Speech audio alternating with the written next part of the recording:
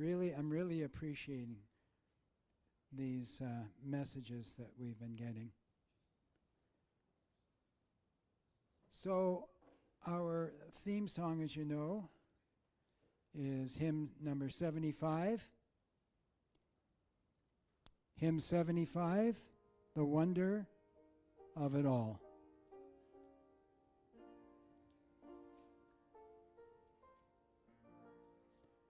So let's, I got so used to having the words up on the screen.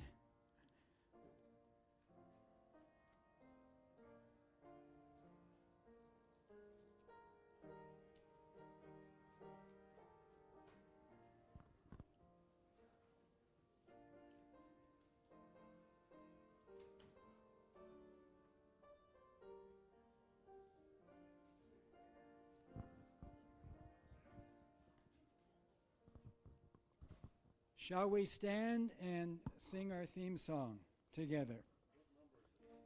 Number 75. There's a wonder of sunset at evening, the wonders of sunrise I see, but the wonder of wonders that thrills my soul is the wonder that God loves me. Oh, the wonder of it all, the wonder of it all, just to think that God loves me. Oh, the wonder of it all, the wonder of it all, just to think that God loves me. There's the wonder of springtime and harvest, the sky, the stars, the sun. But the wonder of wonders that thrills my soul is the wonder that's only begun. Oh, the wonder of it all, the wonder of it all, just to think that God loves me. Oh, the wonder of it all, the wonder of it all, just to think that God loves me.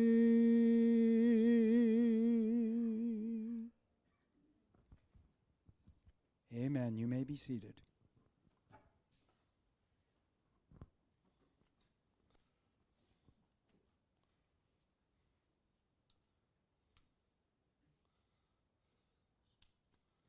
We're just going to have prayer. We'll bow our heads and pray, and then we'll have a quick little introduction, and then we'll get right into Crystal's program this afternoon. So let's have a word of prayer.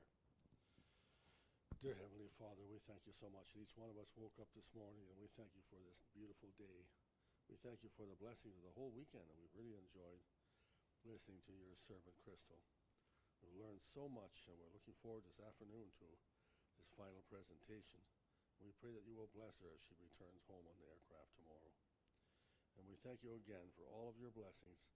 Please continue to bless us this afternoon. We pray in Jesus' name. Amen. Once again, I have the privilege of introducing to you Crystal. She's been here for the weekend giving her programs, and we really enjoyed them. Can't wait to try that earthing. I think that's going to be really good. And putting our feet in the creek, but maybe a little too chilly right now, but we'll a little bit later on. Okay, so we'll turn it over to you, Crystal. You betcha.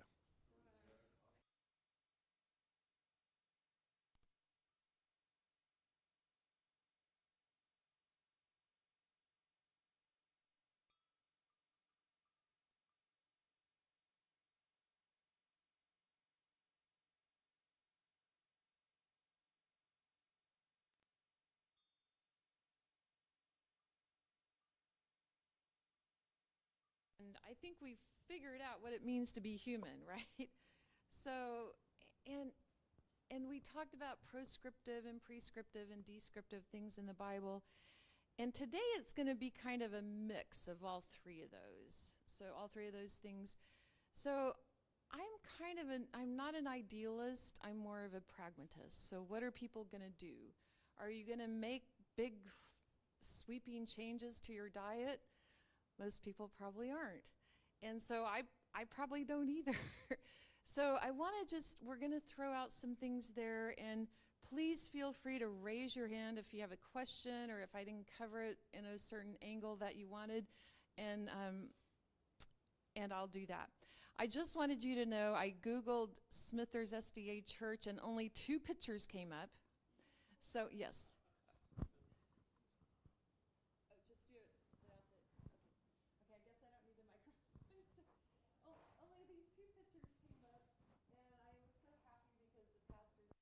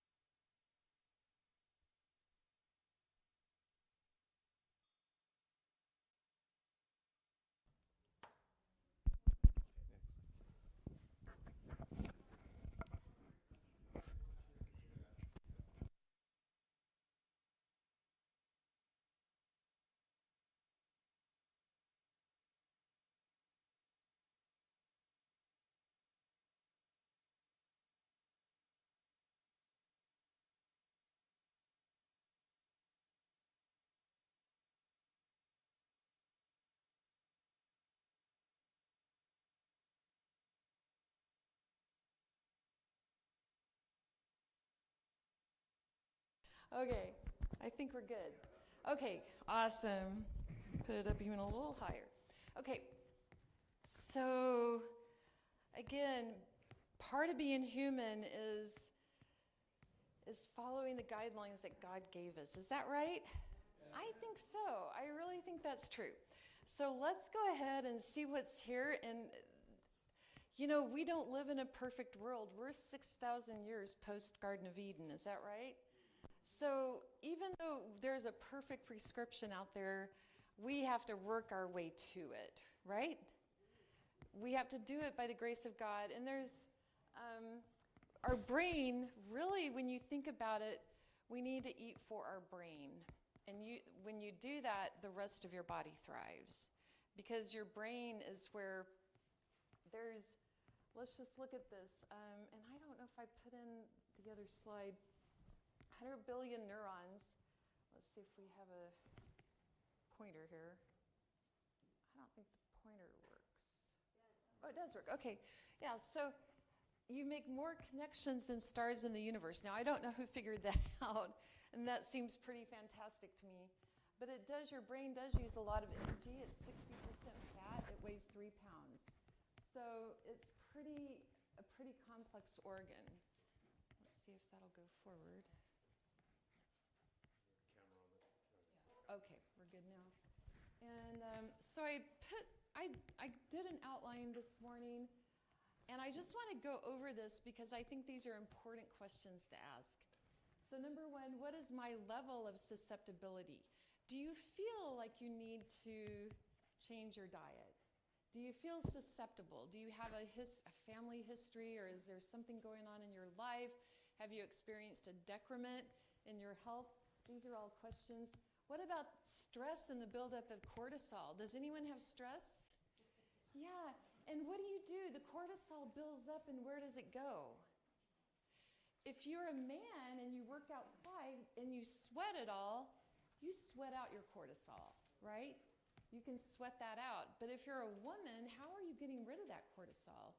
And what effect is it having on your heart and the other organs of your body? And that's why saunas are really great, because you can actually, when you sit on a towel in a sauna, you can see stuff coming out of your body. The white towel will turn brown. These are the toxins coming out of your body. And so there are ways to get rid of it, and God has given us these ways. When we hike to a river and we sit by the river and we put our feet in the water, those are ways we can get rid of toxins that build up in the body. So how do we talked about ways to eliminate cortisol. Prayer and meditation are some other ways to eliminate cortisol. Is God asking me to change? And to me, this is maybe the best question. Maybe you're here just to support the church, but maybe God is asking you to make a change. I don't know if he is. That's something I don't know. That's just the Holy Spirit. That's going to be the Holy Spirit's impression on you. And nothing that I'm going to say or do could change that. And if the Holy Spirit is asking you to change, what is the Holy Spirit impressing you to change? And then why should I change? What's going to be different if I make the change? These are questions you have to ask. And I see some young people here, and I'm really excited about that, because if you're like 20 years old, this is the time to really decide the quality of life you want to have for the next 80 years maybe. You might have 80 years ahead of you. And you know what? Decide that you're going to adopt an exercise program. Decide that you're not going to eat big, huge portions. Decide that you're going to eat something fresh at every meal. These are simple little things, but if you start when you're 20, it's so much easier than when you start at my age, or if you're a little bit older. So decide what you want to change and be conscious about what you want to do. And then again, I mentioned prevention versus prescription. So if you already have a condition, we're talking prescription.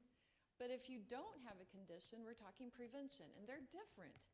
And we'll talk about a little bit of both as we go along. And then it's another really good question, and Pastor, you could preach entire sermons on any one of these, really. But what is the responsibility of a Christian? Our body is the temple of God, right?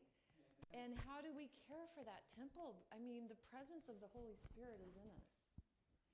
And so how do we want to care for that body? And I think that's, when I'm tempted to put junk in it, like I'm going through the airport and thinking, oh man, I'd really like, I need to get something fast. But yet the Lord keeps me moving on. It doesn't mean I don't ever eat junk food. I do it from not very often, because I know the issues with it, and especially if there's certain types of fat in that food, that fat can really impact, it can get into your body and be hard to get rid of, and it's going to impact cellular communication. And so I try not to do certain types of junk food, for sure. But what is our responsibility as Christians to care for our bodies?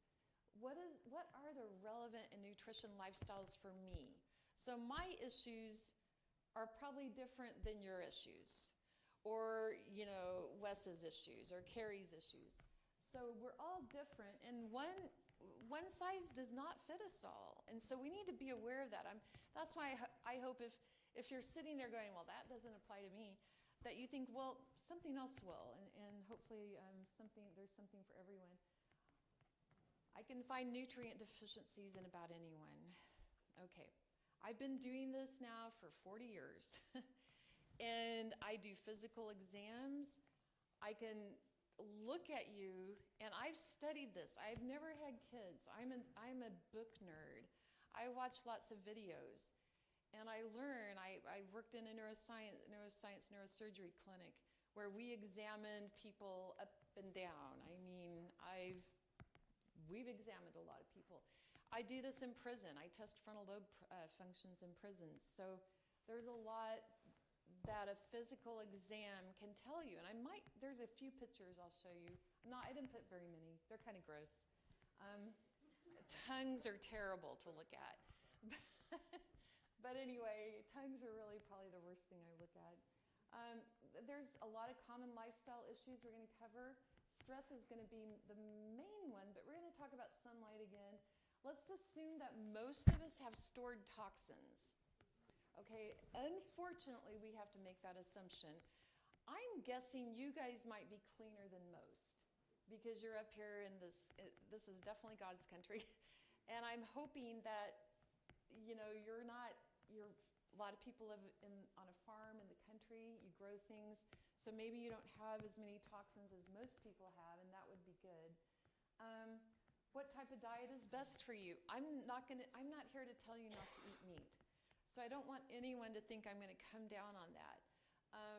But I am gonna mention it a little bit later, but I'm not here to change anyone on that topic. That's very personal, and I think I did admit I do eat salmon every now and then, so I will eat a little bit of meat. Supplementation is usually required for most people, and that's because we're not living in the Garden of Eden. We have 6,000 years of something called genetic load. Do you know what genetic load is? It's all the genetic mutations and polymorphisms that have occurred over 6,000 years. And so we're full of, we probably can't get back to the Garden of Eden is what I'm saying. We have to work with what we have. And so supplementation, that usually makes supplementation necessary. And the ideal diet, again, let's go back to my ideal diet will not be your ideal diet. So we're gonna have some differences there. The top 10 dietary changes, we're going to go through some of those and some lifestyle changes as well. So without further ado, we'll keep going, maybe. Am I doing it right? Oh, there we go. Okay, so the first thing is, what is my level of susceptibility? And we've kind of talked about that, but just assume that you probably do have some deficiencies going on. Do you have a disease process going on? What about depression? Is there any element of depression that you're dealing with? Some people might have accelerated aging. That might be something that they feel like, my joints hurt and I'm only like in my 20s or something. Disability, maybe you have a little bit of disability. Cardiac disease or hypertension. Now people, I don't know if I should say this or not, but just because your cholesterol is high doesn't mean you have heart disease, okay? The cholesterol has to be oxidized.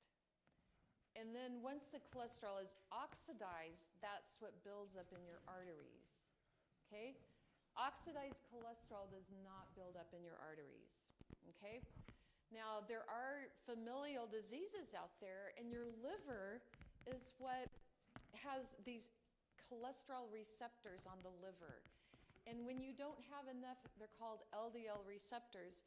When there's not enough receptors on the liver, then your cholesterol, the circulating cholesterol, is high. But there's a good cholesterol that we call HDL, and that's like the dump truck that comes along once or twice a week. I don't know if you guys have a dump truck here or not, but we do. And it comes once a week, and it picks up the trash, and it takes it somewhere, back probably to a landfill. Thank you. And so that's the same thing we have in our body, the same system. It's called good cholesterol. It picks up the bad and it takes it out. But like I said before, if it's oxidized cholesterol, there's no route of elimination for oxidized cholesterol. None. It gets stuck in the body, it gets put in your arteries, and then you end up with heart. And how many know who Gary Brecka is? He's a guy on YouTube. I like him. I don't agree with everything he says, but he worked for an insurance company, and they could predict exactly how long you would live to the month based on your lifestyle and your labs and everything. But I bet he didn't know about Adventists because we're a little bit different. We live about 10 to 12 years longer than the average person. But he said that when he looked at centenarians, people that lived to be 100 years or more, every single one of them had a high cholesterol. Every single one of them. And what's interesting, isn't that interesting? I find that to be fascinating. But I can tell you this much. After age 65, your cholesterol doesn't really indicate your risk of heart disease. It indicates your level of malnutrition. So, it's a little bit different based on your age. And doctors want to give you a medication that upregulates those receptors on the liver or suppresses the production of cholesterol in the liver. But cholesterol is found in every cell membrane in your body. Every single cell membrane has cholesterol. And that keeps the cell contents that should be on the inside, it keeps the outside on the outside. And so when you start reducing cholesterol, you start changing the makeup of the cell membrane, and it's gonna have a different function. It's gonna communicate differently, and different things are gonna happen when you do that. Let's see. We talked about cardiac hypertension. Hypertension is another very interesting situation that I think we early on settled on sodium as being the culprit. And yeah, I agree with this kind of head tilting. It may or may not be. I mean, sure, sodium has it can raise your blood pressure, but it's really mineral metabolism. And a deficiency of almost all the other minerals is what's really happening in hypertension. And there probably is an epidemic of mineral deficiency among everyone. So hypertension, cancer, we're seeing a lot of cancer out there. But Adventists don't seem to have the same risk of certain types of cancer. But there's so many toxins in the environment that it's really difficult sometimes, and stress can cause it. So cancer can be a real issue. Neurological conditions, we're seeing people get neurological conditions that, 20 years before it's normal to get them. So we're seeing that. Obesity, there's really a tsunami of obesity. I have a slide on that. We're seeing that go up. Now, I don't see that much here, so that's good for you guys. Let's see if we can go forward here. Okay, I think I'm pressing it. You know what I'm going to do? Oh, I did. Okay, I'm going to. Sometimes when you move these guys, they start behaving. Let's go back. Okay, yeah, I think that'll work. Nope. Okay, so I think I already asked this question. Is the Holy Spirit impressing you to make changes, or me? And then maybe the timing's not right, and that's okay. Not everyone has to be on the same schedule. So I've known this for a long time, and my dad and I have had lots of conversations about this. I've accused my dad of being a laggard. Quite a bit, actually, because my dad, he never wants to spend money or add on to a building. He's like, nope, we don't need that. We're not maximizing the use right now. So he's always one of the last ones to want to adopt anything new. But then you have the innovators and the early adopters here. You can ignore these years down here. Okay, so when a new idea comes out, you'll find there's a very small number of people that are pushing it. And most of the rest of us think those people are crazy. And then a few years later, you see the early adopters coming in, the early majority, and that's half. Right there is 50%. The late majority, the laggards, and then the real laggards over here. So SDAs were actually... We were innovators. Mrs. White was an innovator, right? Yeah. I think she was. We had this message in the late 1800s. But I do want to say one thing about Mrs. White. So when I taught at Loma Linda, we did a lot of studies on Mrs. White. Our students had to do a lot of research on Mrs. White. And one of the studies we did on Mrs. White was it took her 29 years to quit eating shrimp or shellfish. It took her 29 years. So she didn't change overnight. And that always kind of gave me a little bit of encouragement to know that change, even Mrs. White, it took her some time. And bacon, she didn't get rid of bacon right away. I think it was less than 29 years. I can't remember how long. But so we can plant some ideas, and you guys might think about that. And over time, you might decide the Holy Spirit really is impressing you to do that. But unfortunately, even though Adventists, Mrs. White, was an innovator, and many Adventists were early adopters. I think somewhere between 1990 and 2010, maybe 2005. Maybe some weren't even born then, so it's not your fault. But somewhere between that point, and it might have been before the 90s, we got behind. And the world now is passing us by. It is really, and it's kind of sad to see, that a lot of non-Adventists now have a health message that we had. We lost it. Our members are doing whatever they want.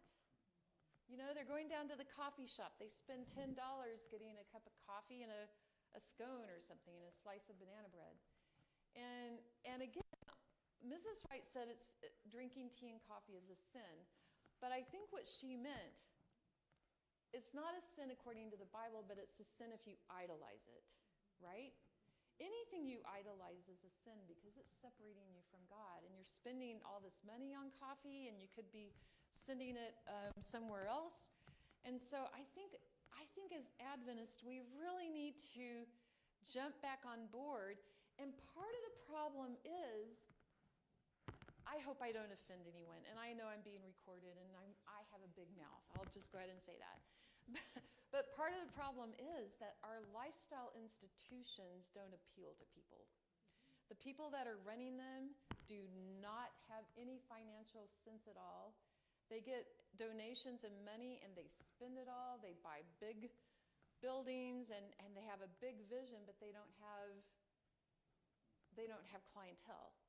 And so our lifestyle centers are run by people that, and in some cases, they don't even have adequate training. And I would love to be part of a lifestyle center, and there's a few that I think are very good. But for the most part, people go to these and they get well. They spend 14 days there, but they go home and they keep doing what they're doing. And so that, I don't know. I think we have a long ways to go as far as regaining our status as these early adopters. But the good news is there's a lot of non-Adventists who are promoting our message. I think that's pretty awesome. So that's a good thing. Let's see if we can move that forward. Okay, so did I skip one? Yeah, the 5%ers. Okay, so there's a chance maybe there's 25 people here or something. So there's definitely a chance we have maybe 2 5%ers in this room. So maybe 2, maybe 1. But a 5%er, they're very goal-oriented.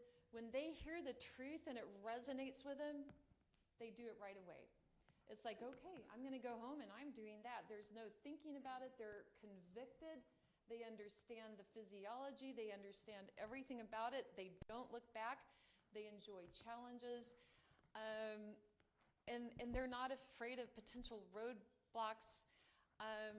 And usually a 5%er, they like to help other people. So this 5%er will think, well, I'm doing this, but the rest of my family's not doing it. So you go and you try to help them, and you try to get them on the same page. 5%ers are so fun to work with because you can sit down with them, and they'll be like ahead of you. Yeah, oh yeah, I can do that, and this is what I'm doing, and it's like, wow, great idea. I'm going to write that down. So 5%er, they're amazing. But most of us are in the 95% category, and we will. Okay, I'm sorry to say, but I'm probably in, depending on what it is. A lot of us are in this category. We give lip service to doing something. We want to do it. We know it's right, but yet the intentionality is there, but the ability to execute is not. And we talked about that yesterday. That is serotonin related. That is and maybe potentially a little bit dopamine related. But when you don't, your frontal lobes, if they're offline even a little bit, the ability to follow through is really impacted. And that's why you need a co-pilot sometimes. You need a good parent or a good sibling or a good friend that can get you back on track. And again, the other thing is the 95%ers, they'll give you every excuse under the sun. Every single excuse. Oh, I can't do that. And then it's like, okay. And fear, this is another thing. Fear tends to rule their thoughts. And fear is almost the biggest roadblock you'll ever run into, is fear. That you can't do it, you won't be successful, it's going to cost too much. So all of these roadblocks are really fear, and we have to work through that. So here we go. The brain and nutrients. Let's see if we can get everything up there. Oh, shoot. I don't understand, because in my room, this worked perfectly. Okay, there we go. So this is maybe the most important slide of the whole talk today. But every brain cell contains about 10 billion molecules of carbohydrate, fat, vitamins, nucleic acids, and amino acids. So when you eat, you are nourishing your brain. The food you put in there, the carbohydrates you eat, the protein you eat, the fats you eat, they are all in your brain. So it really does make a difference what you eat. Your brain cells die because they don't get proper nutrition. And that's pretty critical. Your immune systems can go down.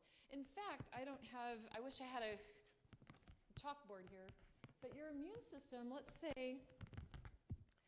use this right here. Let's say this is the bottom of a chart, and that's the y-axis, x-axis. Your immune system actually doesn't really mature till you get into your 20s.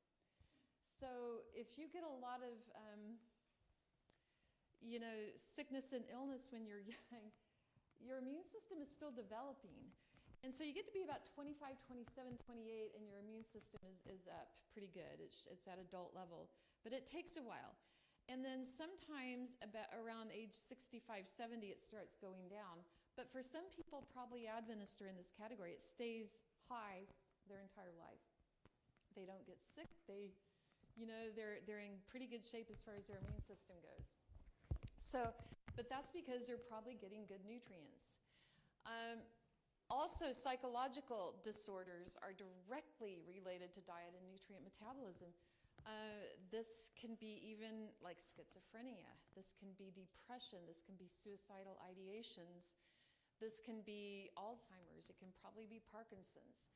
So it's really critical. Now, when diet is supplemented, change is noticeable within minutes, hours. It happens pretty fast. So someone will say to me, well, when will my B vitamins kick in? And it's like probably as soon as maybe 10 minutes, they're going to start kicking in.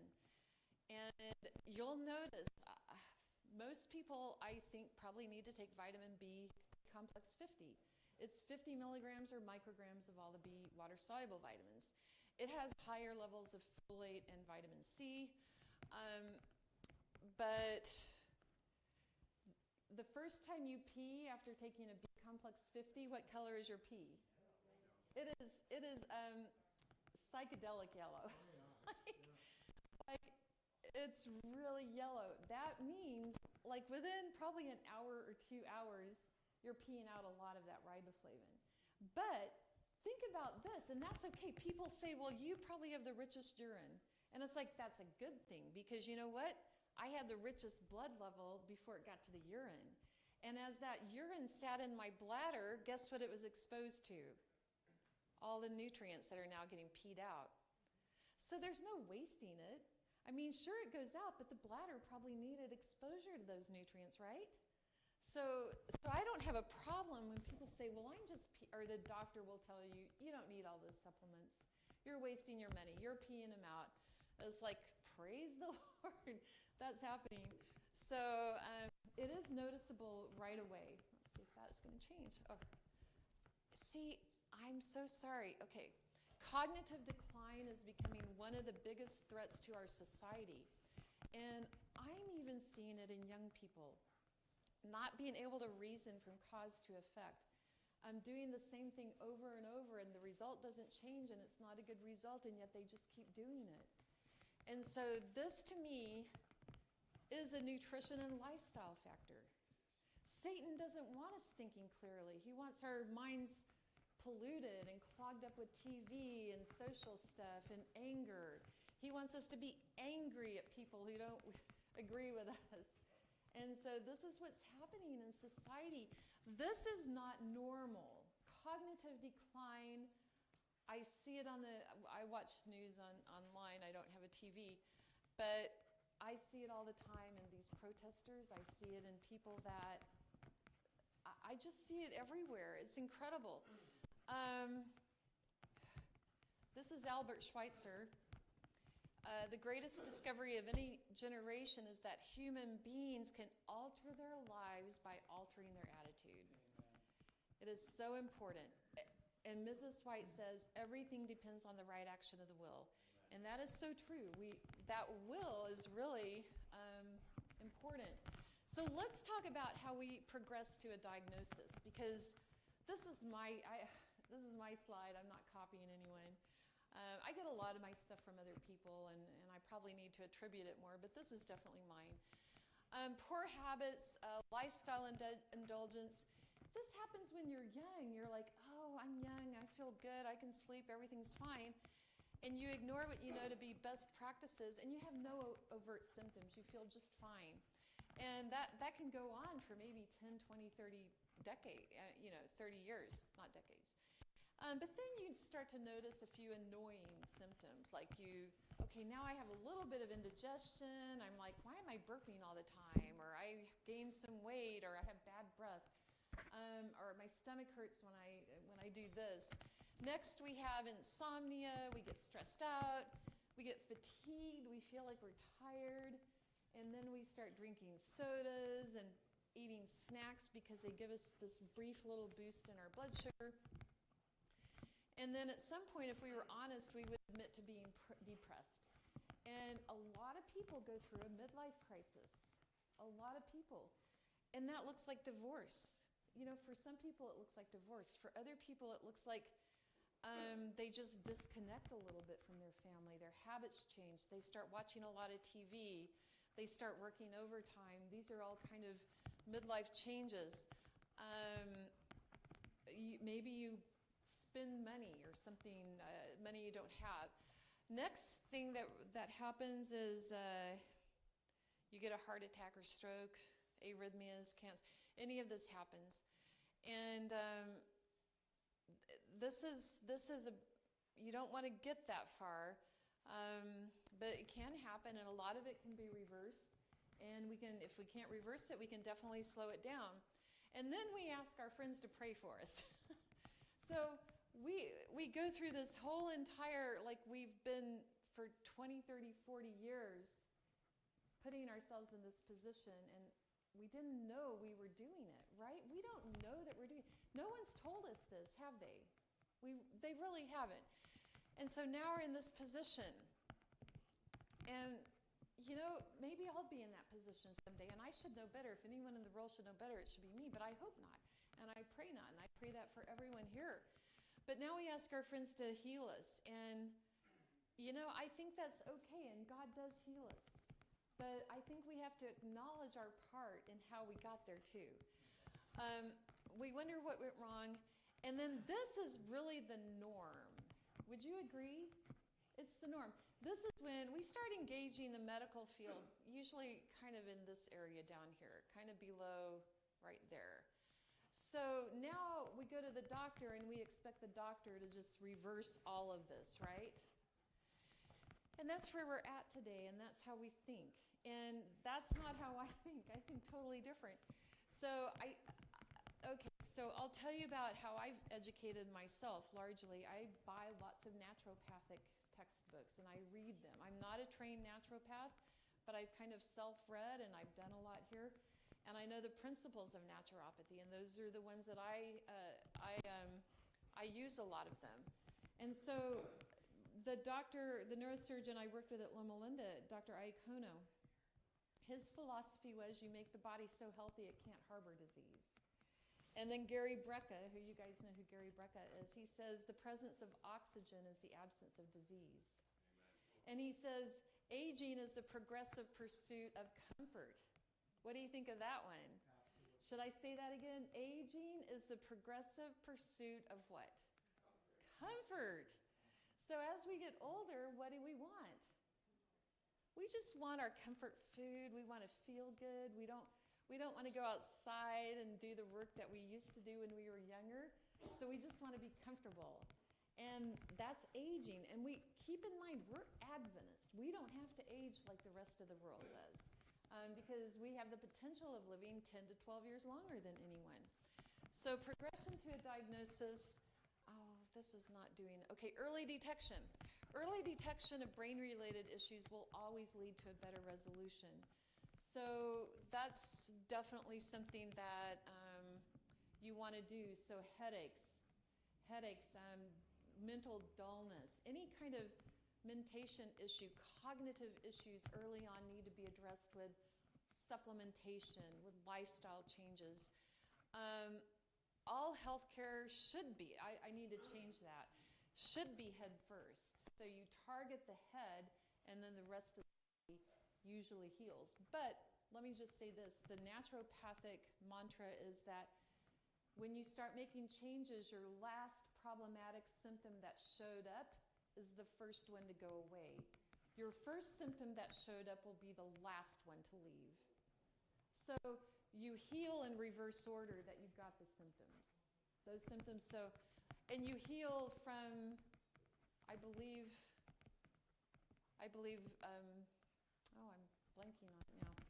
We'll ignore that, it may come back to me. So any illness will age the brain. Any illness, so that's why we don't want to be ill. We don't want to have issues. So anything that, any kind of departure from the norm in your body, back pain, these are all aging the brain. When your brain works well, you are well. So this is, I hope I'm not discouraging anyone. Oh, let me hit the wrong button. Because we're getting to some fun slides. How many have heard of Richard Schultz? Okay, these two have heard of everything. Here in the front row. They're amazing. Okay, I think he's a naturopath, and I love Richard Schultz. I think he might not be with us today. He might have died. But he says the average American eats, high fat, high sugar, processed nutritionally, 300 soft drinks a year. Okay, I might have 4 of them. I'm not drinking 300. 170 pounds of refined white sugar. I might go through 2 or 3 pounds a year, maybe 5 if I bake a lot. 400 candy bars. Okay, I never eat a candy bar, so someone's eating my candy bars. 500 donuts. I might go through, I don't know, maybe 10 a year. It's not that many. So someone's getting 490 of my donuts, and I want to know who they are. So I like donuts, but I purposefully don't indulge very often. 12 entire 3,000-pound cows over a lifetime, and I'm not doing any cows, okay? No cows. And 6 entire pigs, 3,000 chickens, 3,000 sea creatures, and I don't do any of those, except salmon. 30,000 quarts of milk, and I'm not a milk drinker. 2 to 4 bowel movements a week. That is 70,000 short. That you're now short 70,000 bowel movements, because if you eat 3 meals a day, how many bowel movements a day should you have? 3. Do you know what the Merck Manual of Internal Medicine says? That if you have 3 a week, you're less than 3 a week, you're constipated. That's their definition. So yeah, you guys are great. You know this stuff. Pardon? Need some beet juice. Beet juice will do it. Yeah, that's like dynamite. Almost literally. So 100% have diverticulosis or digestive problems. The average American gets very little, and you can see all the rest of that. 2,000 gallons of alcohol? I'm not drinking any of it. So you can watch the video. It's No Incurable Diseases, Part 1, and you should probably do that at some point. It's a good video. So let's see what the next slide is. Are you average? We're going to have to go back. Okay, sorry it's small. But SDAs, we quit eating unclean meat, right? So we're not getting the unclean. Some SDAs quit eating meat. Some quit drinking coffee, tea, quit eating cheese and dairy. Or we could say, instead of you need to quit that. This is what I'm trying to say, is I don't want to eat toxic parasite-infested food. Amen. Is that a better way to frame it? Yes. Maybe so. I don't want to eat food that requires sweat, on and on. I don't want to eat food that blocks the digestive system and releases toxins in my body, right? I don't want to eat food sources that excite the nervous system. Or, so we've been putting everything in the negative in the first two categories, right? Let's go to the bottom, where we really reframe it. I want to eat to live. I want to eat a high percentage of food that's raw and living. Yes. Amen. Okay. It's called lifestyle medicine. Yeah, it is. It is. Yeah. That's right. And we had this talk last night, or yesterday at some point. I want to eat food that is nourishing and tasteful and easy to prepare. It's environmentally friendly. So I think when we reframe, well, I had to quit eating this, or I can't have that. You want to reframe it so it's really positive. Okay, so we talked, what happened here? Okay, let's go back. I don't know why that's there. Okay, distorted thinking. I don't know. I don't want to spend a lot of time on this, but you can kind of read through that.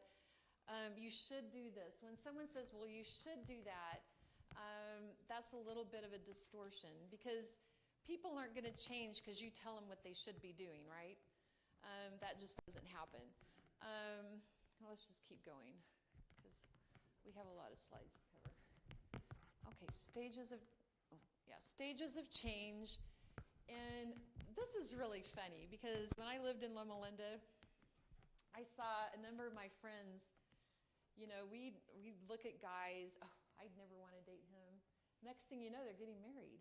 And no, this is a true story. It's like, well, how did that happen? Because one of the first things about making change is that it's unconscious. You don't know that you're thinking about it. Your subconscious, your unconscious is thinking about it. And then we have conscious ignorance, where, we're like, that's not going to happen. Then we have conscious competence, unconscious competence, and then we have joy in our changes. And so, again, this is a process. And when someone tells me, like, with a lot of vigor, I'm never going to give that up. I think, oh, yes, you are. So I don't tell them that. But, this is one of the first stages of making change, is denying that you're going to make change.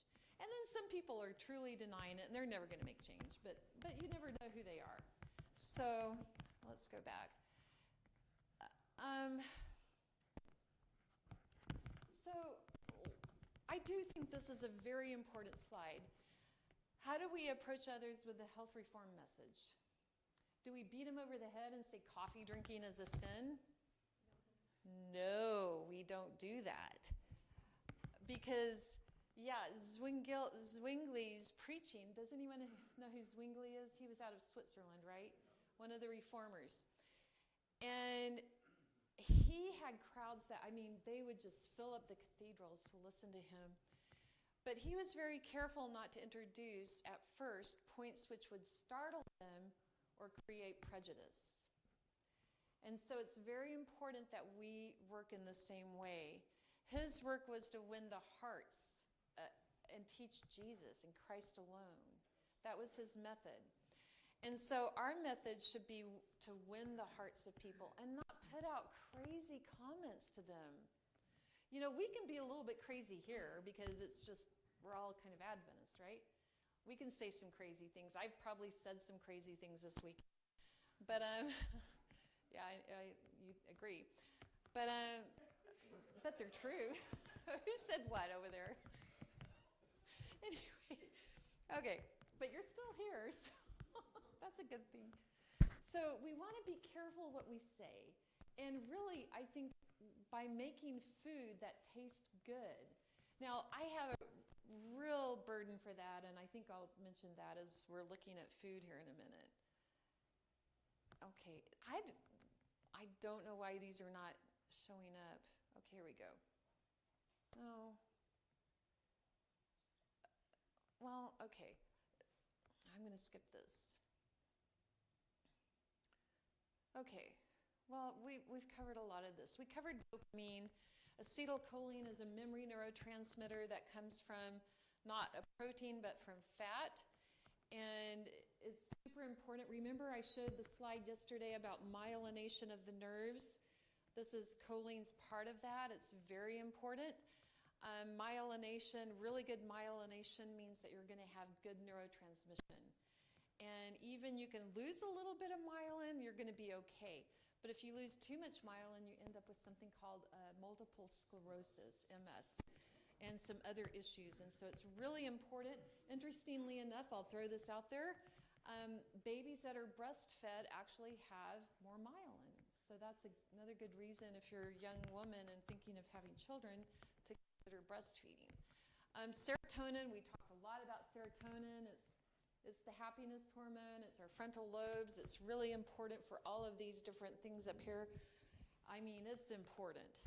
GABA is it's an inhibitory neurotransmitter, but it's also involved in the production of endorphins, well-being, feeling calm and relaxed, and that's also part of an amino acid.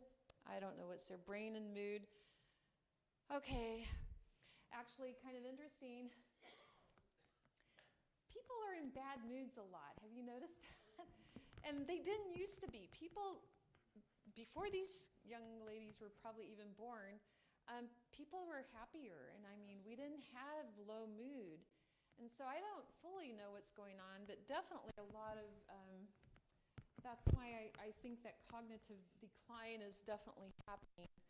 I don't know. Okay. This is kind of interesting. Let's look at it. We looked at some similar scans. This is, I think, a PET scan. Yeah, FDG. FDG stands for glucose. It's labeled glucose. And this is what would be considered a normal brain. And the red part is where you have the most uptake of glucose. And glucose is the brain's primary fuel. That means your brain is working. It's doing a lot of good things, and most of the brain is lit up. And the part that's not lit up, those are ventricles. Okay, so that's normal, and here you see Alzheimer's. So I don't know what stage of Alzheimer's that is, but probably maybe early to mid Alzheimer's. And then you see over here, this is frontal temporal dementia. Frontal temporal dementia.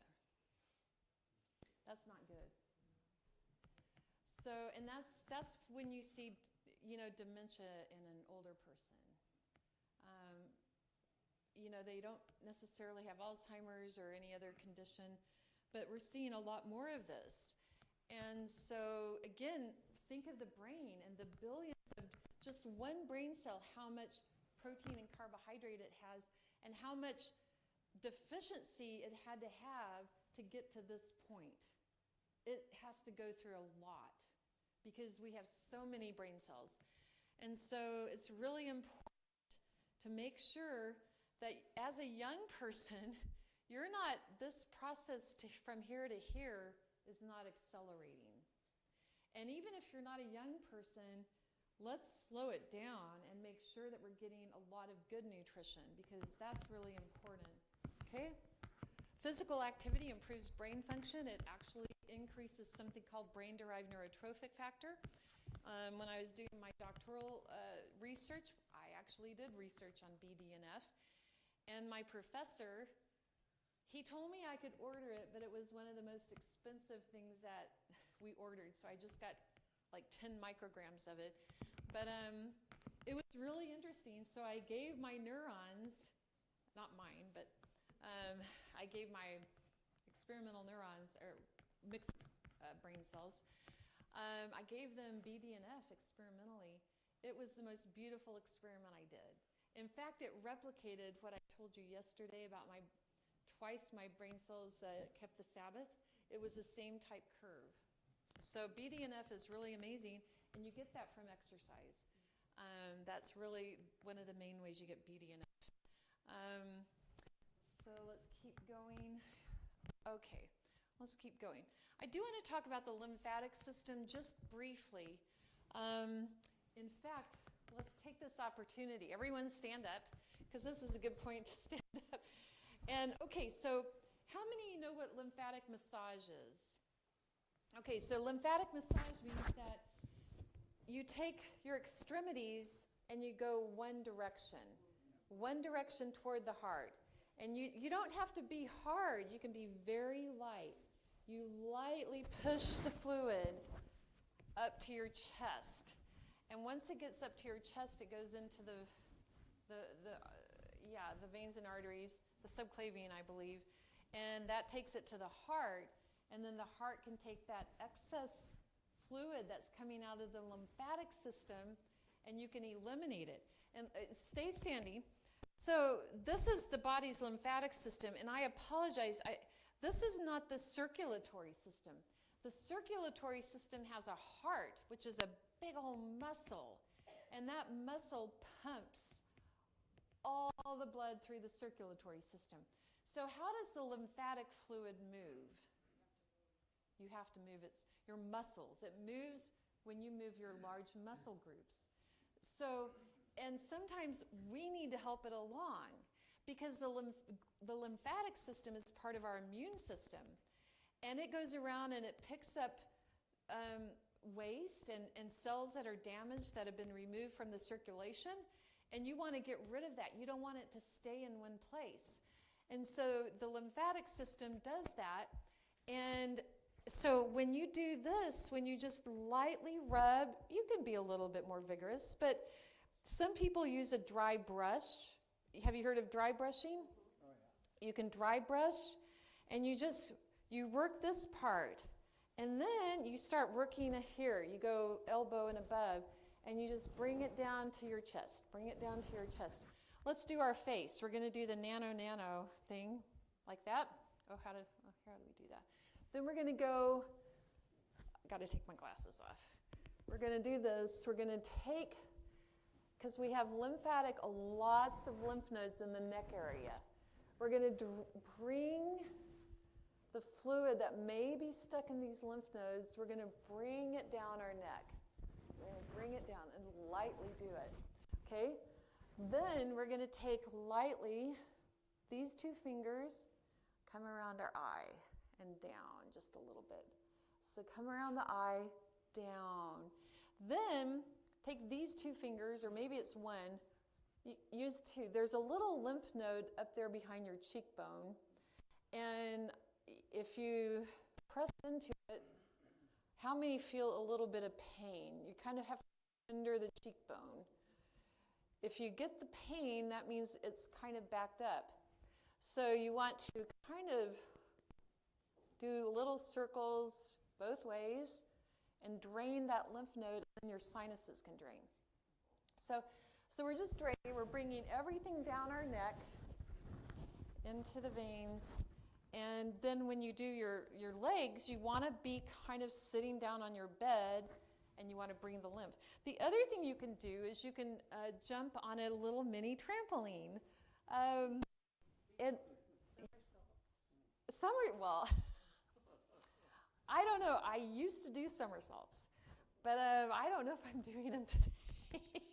But the little mini tramps are about that big, and they even have a bar you can hold on to. It's worth every penny you put into it to get that, because when you jump on that, you really start moving your lymph, and that's fantastic. The other thing, we're going to do it right now, that will move our lymph is deep breathing. One of the best ways to move your lymph. So we have this muscle called the diaphragm, and every time when we breathe in deep, when we release our air, that diaphragm comes up, because now we're putting air out of our lungs, and the diaphragm goes up a little bit.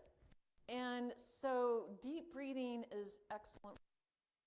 So what you want to do, and it's really best to do it in the morning when you first wake up, do 30 deep breaths, 30 of them. It takes about 5 minutes. So, okay, here we go. So we want to breathe in for about 6, 7, 8 seconds, and then we want to hold it for a few seconds and slowly let it out. Okay, and as you can let it out fast too. I mean, depending on whatever's comfortable I think Gary Brecker recommends fast, and some people recommend slow, but you can alternate it.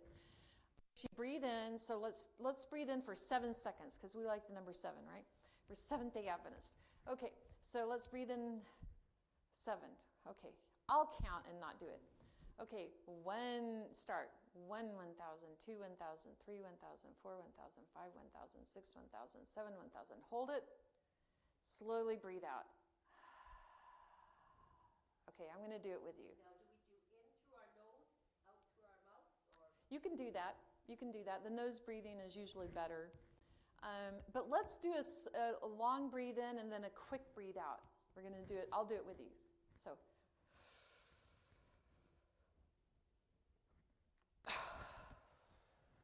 Okay. So when you do that quick release, that's letting your diaphragm, that's moving it down again. And so every time you move that very large muscle in your abdomen, you're moving the fluid.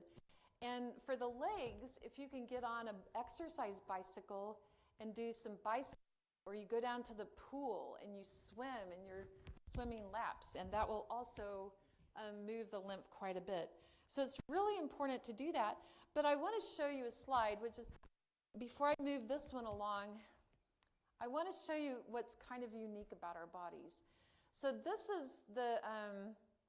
is drained by what they call the thoracic duct. This is the left side of the body right here. The right side has its own lymphatic system. This is different. So the right side, this arm and this part of the chest and head has a different lymphatic system, a different drainage point than the rest of the body. Very different.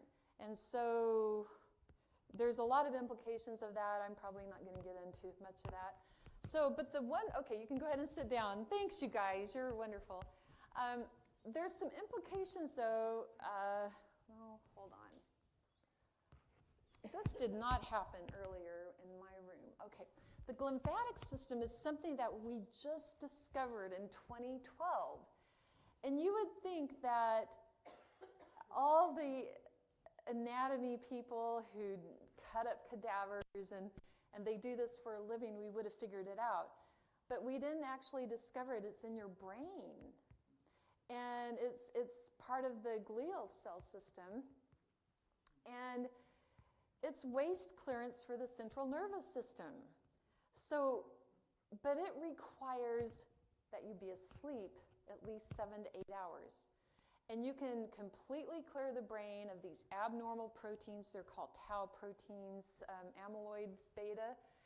And it's actually a pretty vigorous system.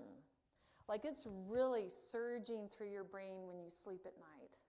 It's cleaning it out. And that's something that's why sleep is so important.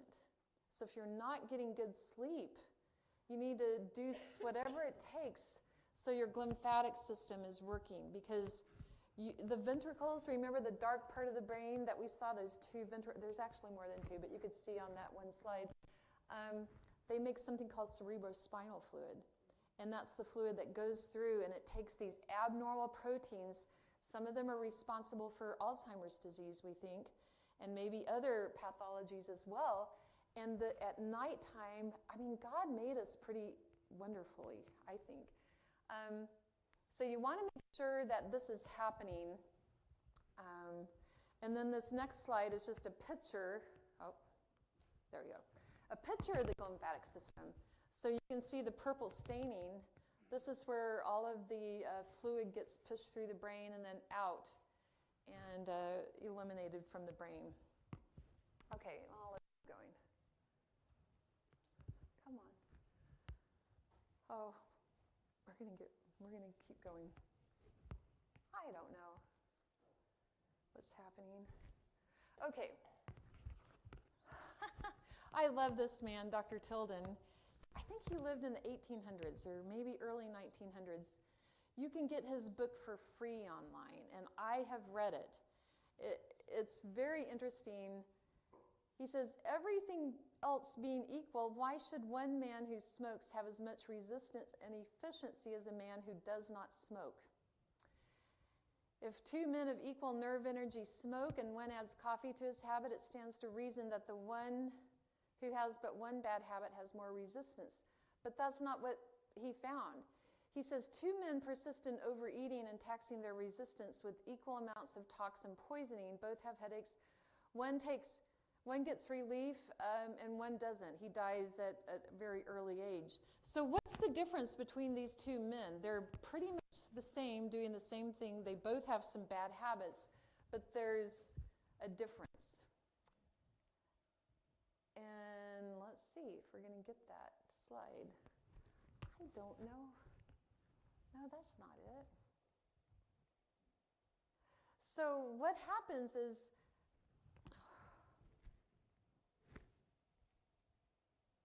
oh goodness, we're getting too far ahead. Okay, so I guess I'll just tell you about it. But basically what happens is one loses what they call a vital force. One loses their vital force.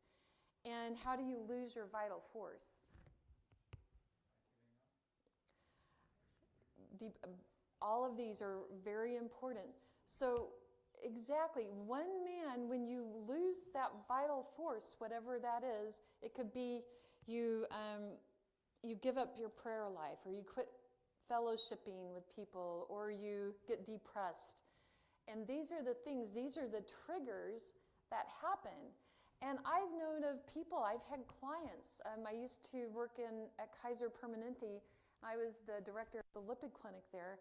And I had people tell me, well, my grandpa ate a dozen eggs every day and he lived to be 106.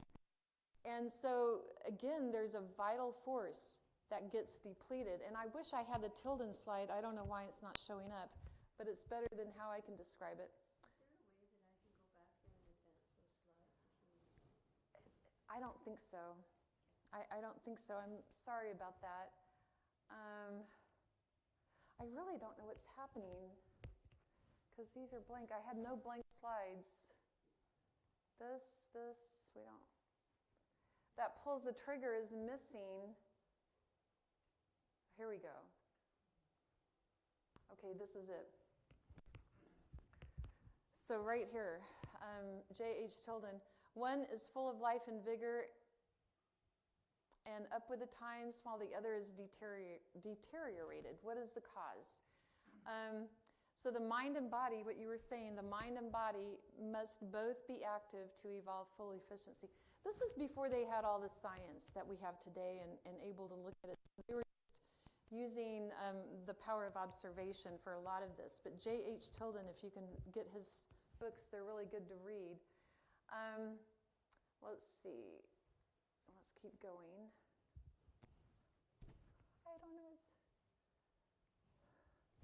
Sorry. Okay, we're going to skip that one anyway. Okay. There's stuff on these blank ones. I really don't know what's happening. It's not, let me see.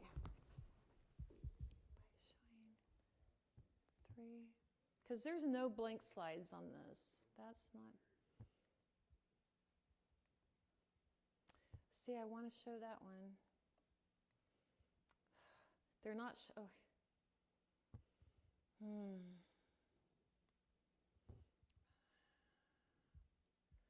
Okay.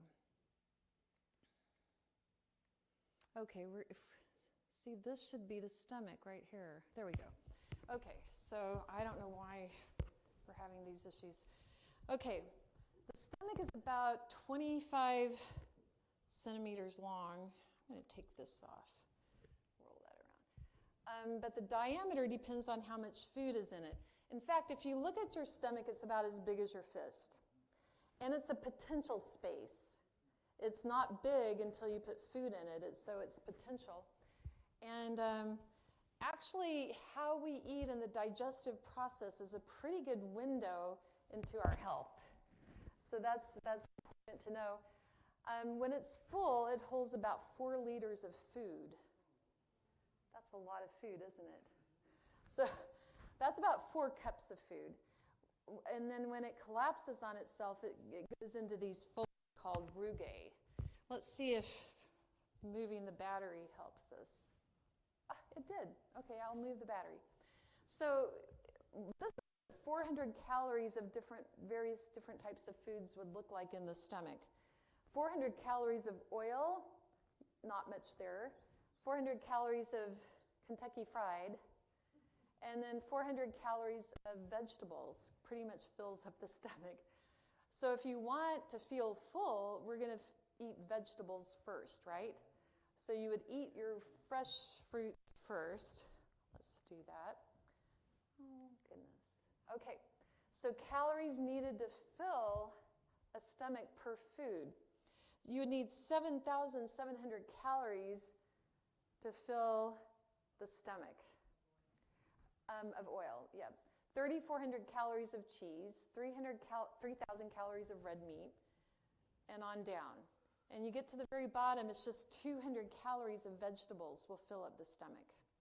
So that's why salads are really good. I recommend that you eat a salad at every meal, which means in the morning we eat a fruit salad or a piece of fruit. And then for lunch, you can make a nice big sandwich that has a lot of salad ingredients like lettuce and tomatoes and onions, and you could have a salad between two pieces of bread. So it's really important to,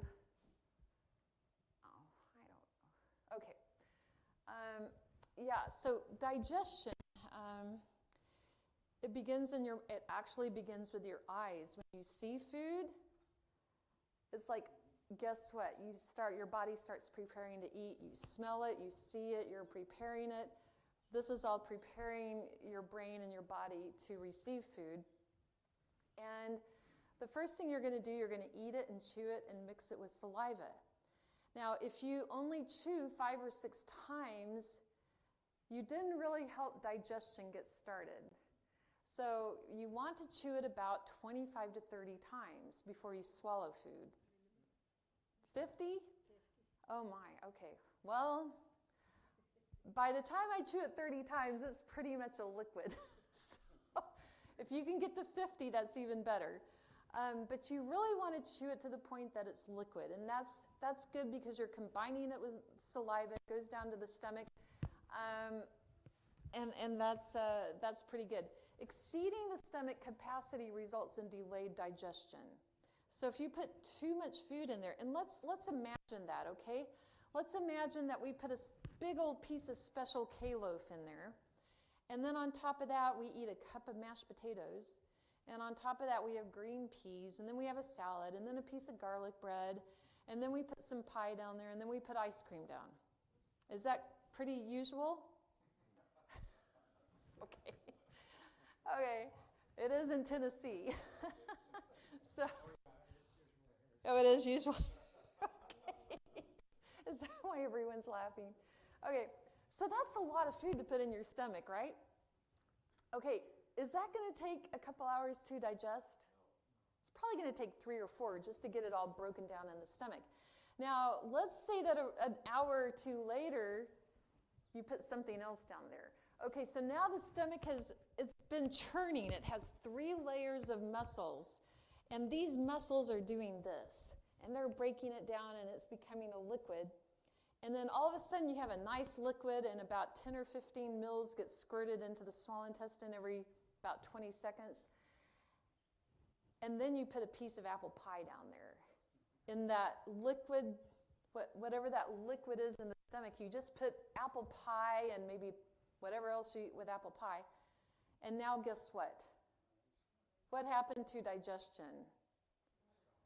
It pretty much stops because now the stomach has to do this again and break down. It starts all over. I know, it's terrible.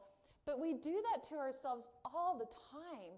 And even the American Dietetic Association, who I used to belong to, they'll tell people to eat 5 or 6 small meals a day.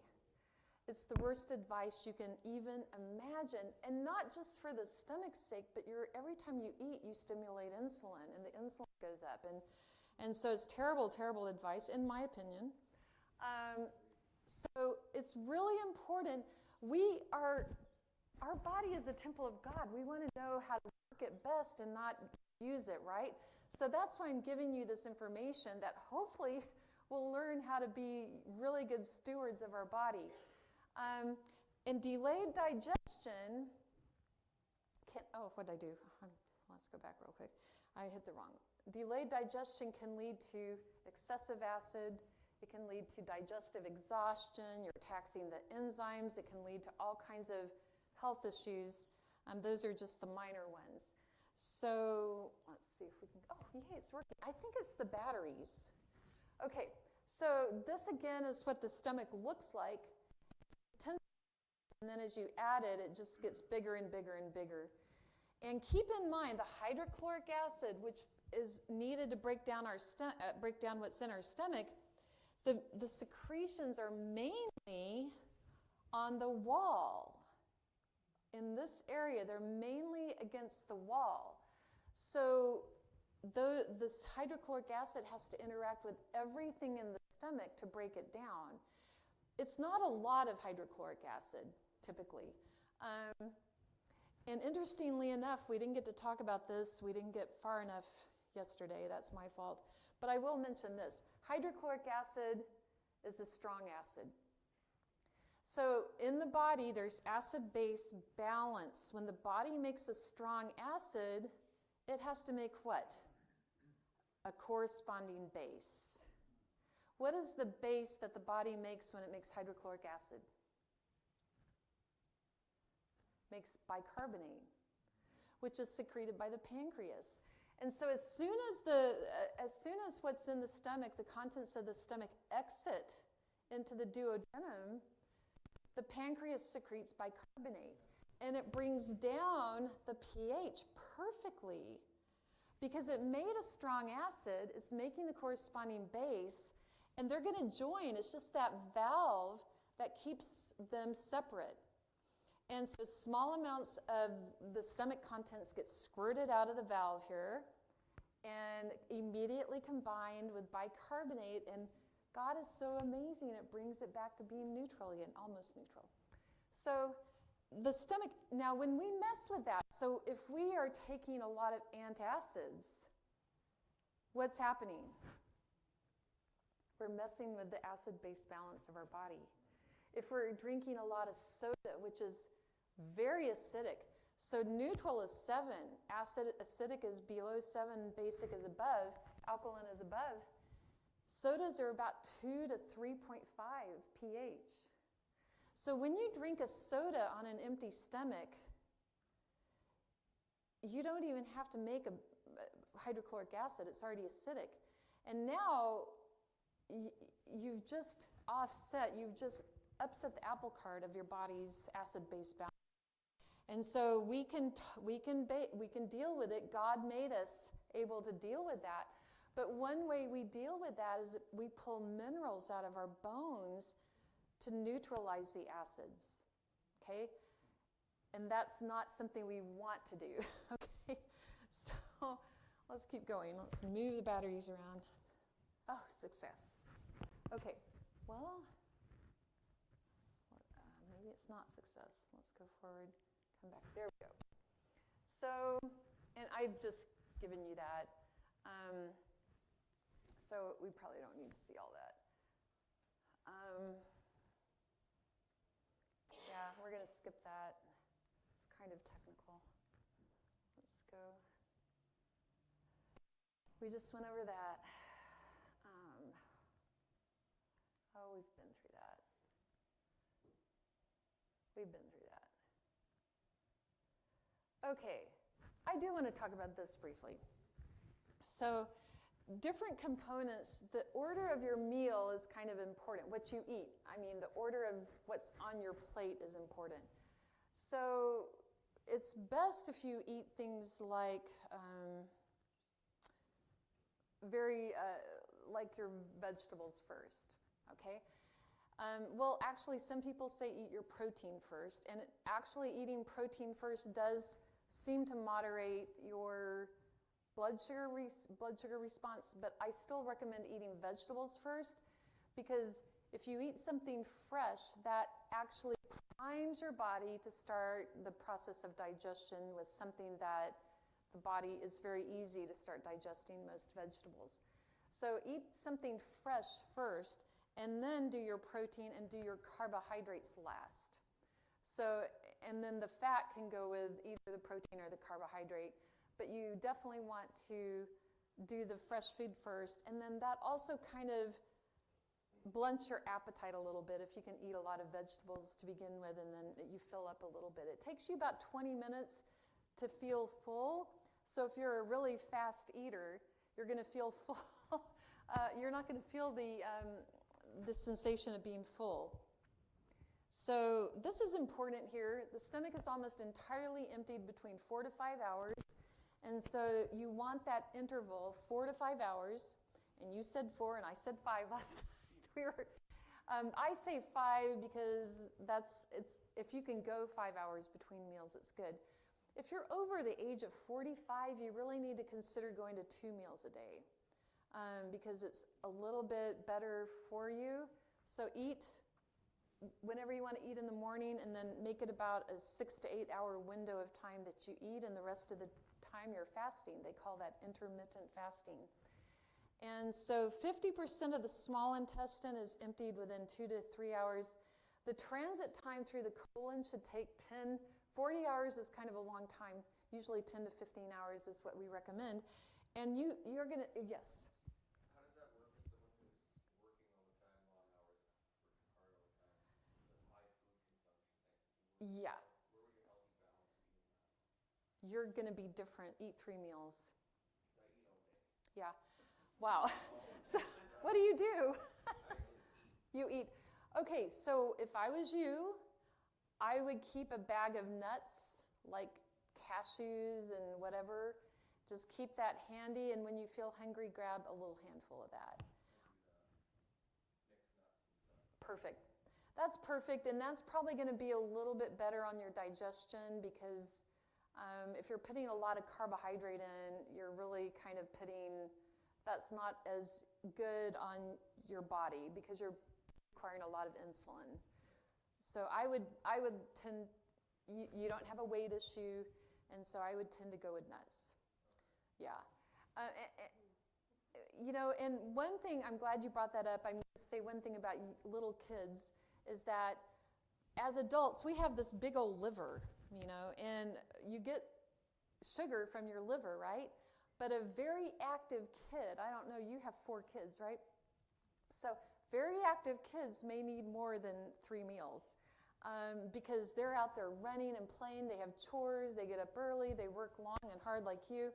And so their blood sugar can actually start to run low if they're very active. And if they ask for a snack, I would give them something. I would try to, it shouldn't be a processed apple or some nuts or something like that. But kids are not adults. Their livers are smaller. They store less glucose, and yet they're doing the same type of chores as an adult. So you want to make sure that they're going to be okay. But one thing, if you're wondering what your transit time is through the colon, is anyone wondering that? Maybe you're not. I'll tell you how to mark it. Just take a handful of charcoal or eat some beets or corn. and then just, okay, I had that for dinner last night, and then when it shows up in where, count the hours, and that's your transit time. So you want a shorter transit time. You don't want diarrhea, of course, but you definitely want the shorter transit time. Okay, let's roll the batteries. And let's see, nothing. Oh, this is so, okay, this is interesting. I drink a lot of juices and not as, I guess I do a green smoothie. So just know that if you are consuming a liquid meal, that's going to be digested a little bit faster. So it also means that you need the energy to be okay. Okay, let's see if we can go forward here.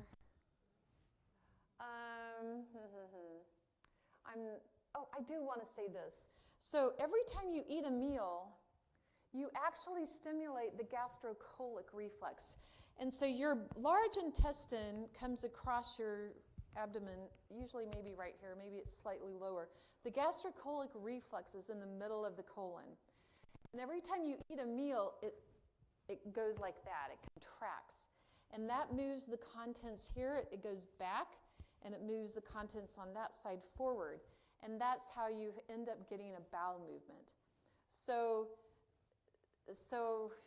hopefully you don't have that much in your bowel, and the gastric colic reflex is not really doing that much. But that is, if you eat a lot of food, it probably is moving it along in that way. Okay. This is kind of what your large intestine looks like. That's your appendix. This is the bottom. That's the hatch going out. So what was I going to say about this? Oh, this is what I'm going to say. There's something, does anyone know what resides and lives in your large intestine? What it's called? Pardon? Microbiome. Yeah, you're talking about the microorganisms that we get from probiotics lives in your large intestine. And this has really become there's been a lot of research on this topic. And they actually have found that obese people have an obese microbiome. People with heart disease have a heart disease microbiome. And they actually can do, yes. Oh, thank you. They can do fecal transplants. You've heard of that? And it's where they take I'm not going to say this, I'm being videotaped. It's disgusting. But they can do it. And actually, so for example, if you get a fecal transplant from someone who's obese, guess what? Thank you. And you're not obese, you become obese. You gain weight. Maybe you don't become obese, but you gain weight. This microbiome is very important. So if you are sick or have a disease, it actually would be a good idea to talk to someone like me who knows what they're doing, or it could be, a nutritionist, a naturopath, or someone to talk about reversing this in your colon and populating it with good digestive organisms. Now, let me tell you, some probiotics really are meant for women and not men because they have women's stuff in them. I won't get more specific than that. You don't want that if you're a man, okay? So, go on, look for probiotics for men, not just any probiotic. Okay, now, how often would you take a probiotic? I really don't recommend more than once a week. So people, if you take them every single day, you want a range of healthy microorganisms in your colon. If you take the same probiotic every single day, you're going to limit what's in your gut. And I really think it's better if you can eat a lot of prebiotic foods. And these prebiotic foods are precursors to making a good microbiome. And that's like bananas and onions and leeks and garlics and asparagus and apples and Jerusalem artichokes. And you can look up prebiotics online, prebiotic foods, and there's about 15 or 20 of them. Chicory. By the way, I don't drink coffee very often because I drink something called chicory and dandelion root. And it's called Dandy Blend. I buy it on Amazon. I get a kilogram for about $30. And there's 525 servings in a kilogram. And it's a great deal. I mean, for $30, I can buy all my coffee for a year. I mean, and it's delicious. It tastes a lot like regular coffee. And it's good for your liver. It's a prebiotic. It's good for your large intestine. So you can really do some amazing things. And this is why I think this church right here could be such a witness in the community. You can bring the community in and show them there's alternatives to coffee. They don't have to go to $5 and get their coffee. Pardon me? It's called Dandy, D-A-N-D-Y, Blend, and it's in a bright yellow bag. I think it has red letters on it, maybe blue and red, and it's fantastic. Now, yeah, it's really good. Look at her, no wrinkles. I mean, this lady is not aging.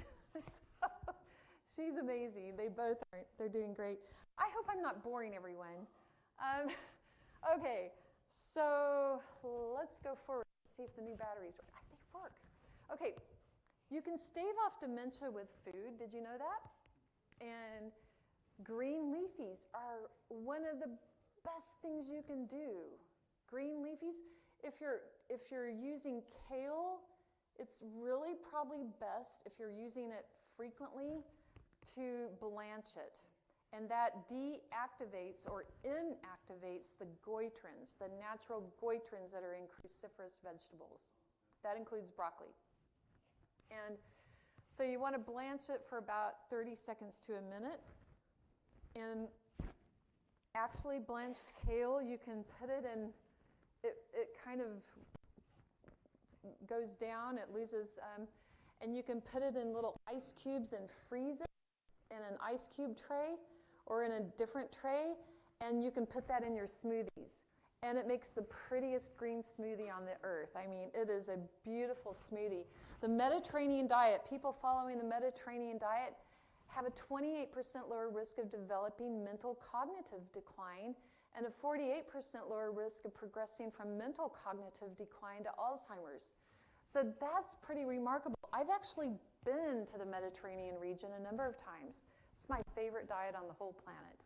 I mean, who doesn't love hummus? Hummus is so, who doesn't love falafels? We're going to see pictures here. I promise you we're getting to some fun pictures. Yes? Yes. We'll talk about organic and non. Let me get to that. I have some pictures. We're definitely going to, if I don't, remind me again, because it's really important. Okay, so this is really pretty funny. This is how the media is and how science is. And I had a really hard time reading that date. I enlarged it this morning. It says 1983, I think. I was alive then. And they're saying cholesterol is really bad. Those 2 eggs are in making bacon. Bad news. And then this is now more in our time. I didn't see a date on that one. But now they're saying cholesterol is good. And so you can't, can you really rely on the media to give you the right message? No. You can't. So whatever the Inquirer, or not, I'm not going to pick on the Inquirer, whatever they're saying at the checkout stand, just ignore it. Because it's probably not right. Let's keep moving on. Okay, this is an elderly man. Let me go. Oh, I don't know what's happening. It's a study, a 17-year study on the elderly, and it started in 1990. All subjects were at least 70 years old. They measured their serum cholesterol and their ability to synthesize cholesterol and absorb it. And low values of all 3 parameters were associated with what? With accelerated mental decline and increased physical frailty. And all of them had low value on all the subjects with low values on all 3 had a 4.5-year decreased lifespan. So again, we have to be careful. There's actually more here. Let's see if it'll come up. Well, it's not coming up. I don't know what's happening. Okay. I don't know. Here, we'll take this up. Something came up. Okay, yeah. Low cholesterol is associated with increased frailty. Just like we said, let's see if this will, there we go. Nope, it went. Okay, there we go. Again, in Alzheimer's, lipid levels were found to be low, and that's not good. So, and I'm not here to say, oh, this is a very good slide. We need to really spend some time on this. So they actually looked at different levels of minerals in the blood of people that had Alzheimer's. And let's see what was fluoride's high. I'd want to see that almost nothing. 10, germanium, vanadium. Selenium is low. Selenium is in the red. That means too low. That I could see that being very true. selenium, and then the next one that looks like a problem, iron is kind of on the high side. I see that as a little bit of a red flag. Calcium, I don't know what to do with that one, but copper is high. Copper is high. And then over here, sulfur is low, very, very low. Molybdenum is low. Silica is a little bit low, and so is iodine. So again, what did I say at the beginning? I said most people, most Americans, probably Canadians as well, are mineral deficient. So we have to really pay attention to minerals. But I'm going to link this not just to minerals. Sulfur is also linked to vitamin D. And when we spend time in the sun, we get the sulfated form of vitamin D. If you take the supplement form, it's not sulfated. So it's really important, especially in the wintertime here in Alaska, to try to get some amount of sunlight when it's out. Let's see if this will go forward. Okay, come on. And then. It's hard around here to get the sun in the winter because Yeah. the sun is It's not as high and it goes behind the mountains at a certain time of day and you don't see it till the next day. I know. It's tough. So maybe you need to plan a vacation somewhere in the middle of the wintertime to get your sun. I've known people that live in Alaska that go to Hawaii during the middle of this winter time. Yeah, that would help. That would probably be good. So what you see here, sulfate and Alzheimer's, again, very important. These Alzheimer's, Parkinson's, ALS, this is a control for the cysteine to sulfate ratio. So if it's high, that means sulfate is low. So it's low in these three conditions right here. So definitely sulfate is very important. Okay, flu shots, this is another issue that if you don't want to really discuss it, that's okay, but it looks like this researcher, Hugh Fudenberg,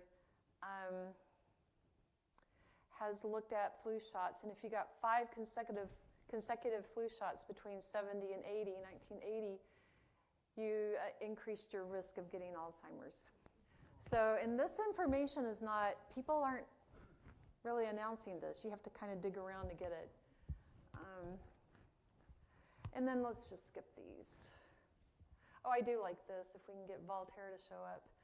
The art of medicine consists of amusing the patient while nature cures the disease, which is what we've been talking about all weekend, right? Yep. So I like that. That's pretty good. If we could get Tilda in that, okay, let's just look at this. When food is taken into the stomach in too great of quantity, more than digestive secretions can dissolve. Digestion takes place on the outside of the digested meal and continues until digestive energy is used up. This is, before we knew all the technical terms, all the enzymes and the hydrochloric acid, etc. Absorption is going on as fast as the food is liquefied enough to fit it for absorption, which is a very short time after leaving the stomach. So even Tilden in the 1800s knew that digestion was really critical and related to, this is just a picture, related to health. So twice in my lifetime, I have done a 10-day fast. And one of them was in 2021 when I got COVID. I got it on December 28 in 2020, and then I did not feel like eating for 3 or 4 days, and I thought,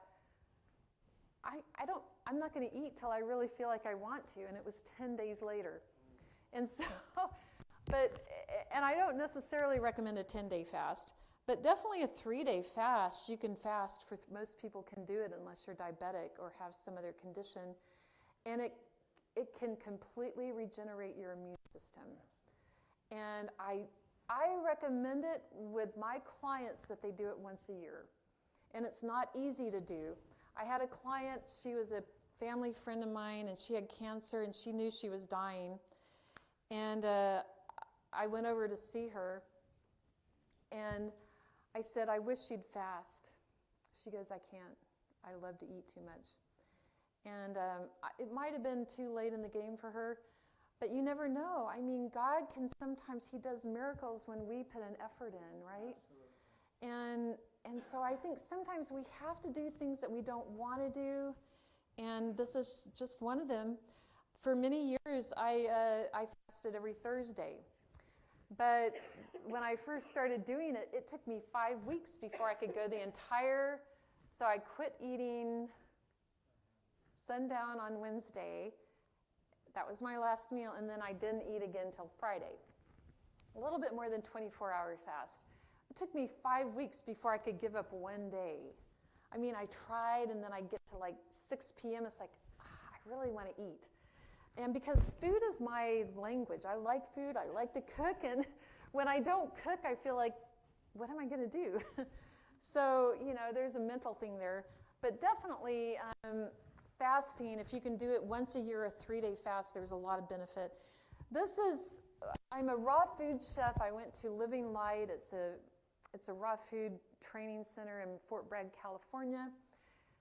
And I got this slide from them. I remade my own. But when it comes to healing, the most healing occurs with the least amount of digestion. We just have been talking about digestion, right? And the body gets very concerned about getting this food digested, kind of, not at the expense of everything else, but it definitely, your immune system. Let me say this, if you eat a big old piece of cheesecake with lots of cream cheese and fat and sugar in it, it's going to hijack a little bit your immune system for about 6, 7, 8 hours. So, the food we eat is really important. So, fasting, juice fasting, raw food diets, healthy vegan diet, lacto-ovo diet, this is where you're going to see the most healing up here. Least amount of digestion, the most healing, most digestion, frequent diet, frequent food going through the gut is the least healing. Yeah. So just keep that in mind. Keep that in mind. Okay, let's see if, here we go. Crystal, Yeah. bottom of that slide back there was me for many, many years. Food without nutrients. Just myself on my weight is 100 pounds, and I'm not built that way. Yeah. Finally, it made me sick. I laid in bed for 3 years. Oh, wow. All I had was God. And when I started not doing that, things started to change. I was tired all the time. I couldn't do anything. And Wow. I got diabetic on top of it all. Oh. I went home with a crutch on my shoulder at my dear mother, and so I just found the first hamburger shop, and my uncle said he was there, and he said, "But you weren't raised that way. You're pretty with plant diet." I said, "I know, but I'm having issues." And he never said another word.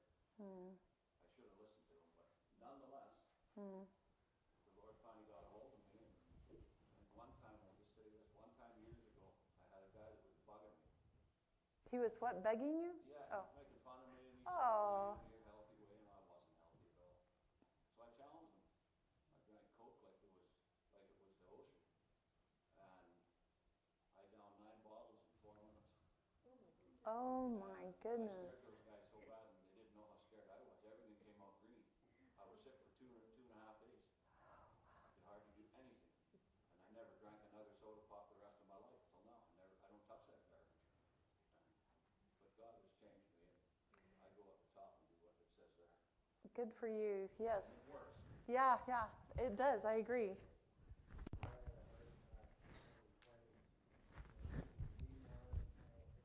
Oh, wow. Yes.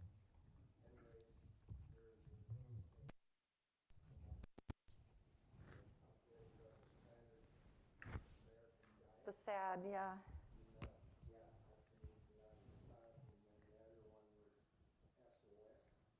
Oh. Oh, I haven't heard of that one.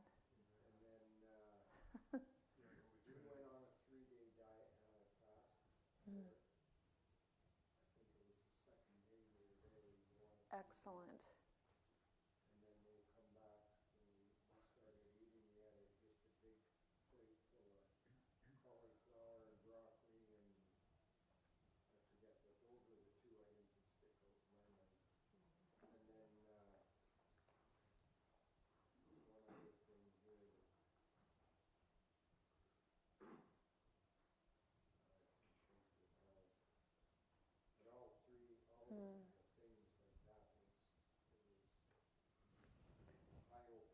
It is eye-opening. It's yeah, I recommend, if I'm doing this with clients, that they start their fast day with a saltwater flush or some kind of, let's get everything out of the intestines.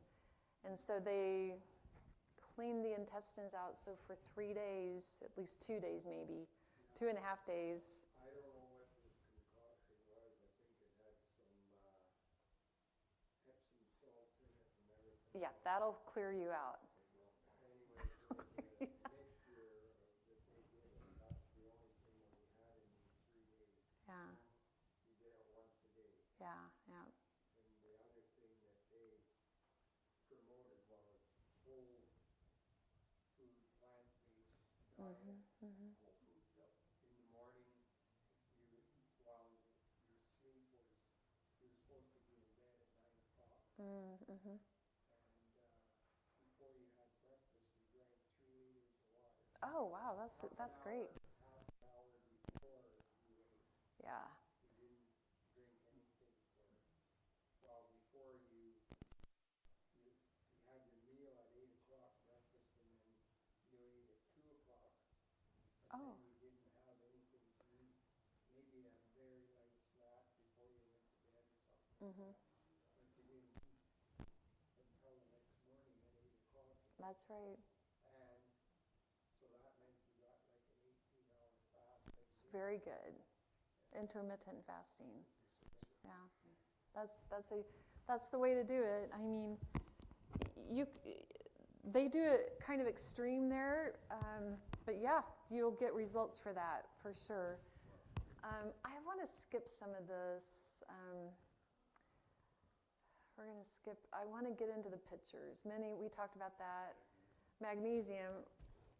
I love magnesium. More than 60% of Americans are deficient in magnesium, and it's actually impacted by alcohol, soda, coffee, salt, and antibiotics.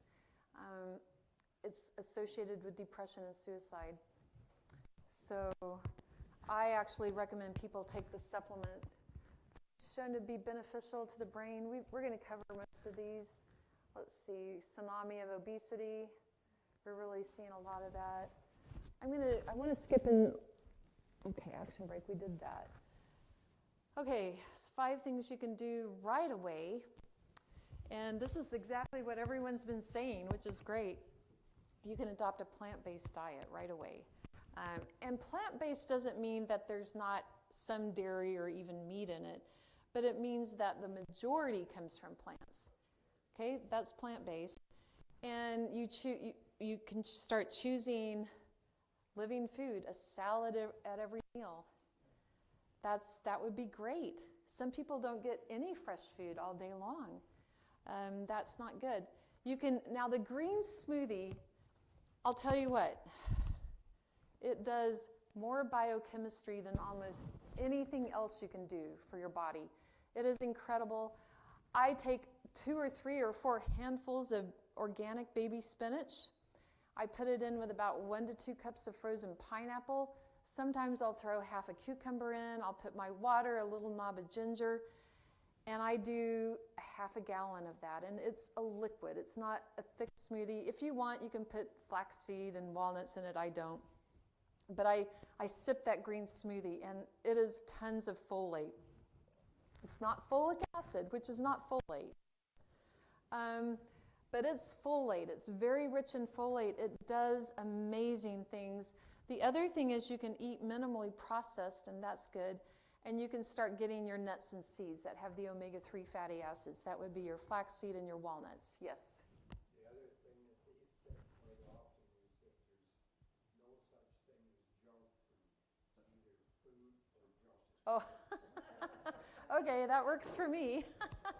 So yeah, I like that. Some of you might actually need to get the genetic testing done. If you're having issues, there's something called the MTHFR gene. It's the methylene tetrahydrofolate reductase enzyme. And if you have a weak enzyme, It just means that you need to take the methylated form of folate and B12. And and they're not expensive. I get them on Amazon. 44% of the people have this gene defect, at least in the USA. And so if you're concerned about that, then you could either get the genetic test or just assume maybe that you have it and take the methylated B vitamins. Okay, we're gonna get through this. Okay, okay, what? These are my pictures. Okay, I don't know. Okay, turmeric. How many of you use turmeric in cooking or baking? Okay, thumbs up, lots of you do. So you can grow your own turmeric root. You can get one of those 5-gallon buckets at Home Depot or whatever. Put your dirt in there. You can plant ginger and turmeric in there and have almost an unlimited supply. And turmeric is very anti-inflammatory. You can juice the turmeric root and the ginger root and you get turmeric shots, and they're delicious. I love them. If you have a problem with nausea, they can actually help with nausea, but they're very powerful, just FYI. Be ready. Oh, these are all my pictures. They're not, okay. This is charcoal. So, it's not licorice, but it looks like it. Now, I just wanted to point out that charcoal is really good, and actually it should be part of your routine. It doesn't have to be in the food because it has a negative charge, so it's going to bind anything that has a positive charge, which is like calcium and magnesium and potassium. But you can do this every now and then. It's just kind of fun. I've cooked with it, and I make charcoal lemonade sometimes, and it's just a great way to get charcoal in. But it's very detoxifying. So if you can do that, or just take a handful of charcoal, and I take mine at nighttime, and then it goes through the digestive system, and it pulls out, I'm hoping it pulls out any toxins. Yeah, and then the green smoothie, this is my green smoothie recipe, and I love it. It's, again, 64 ounces. I make it in my big blender, and delicious.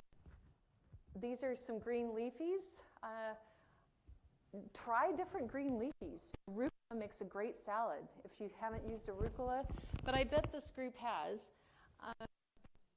Endive, these are all sorrel. I don't think sorrel is up here, and spinach. I eat a lot of spinach.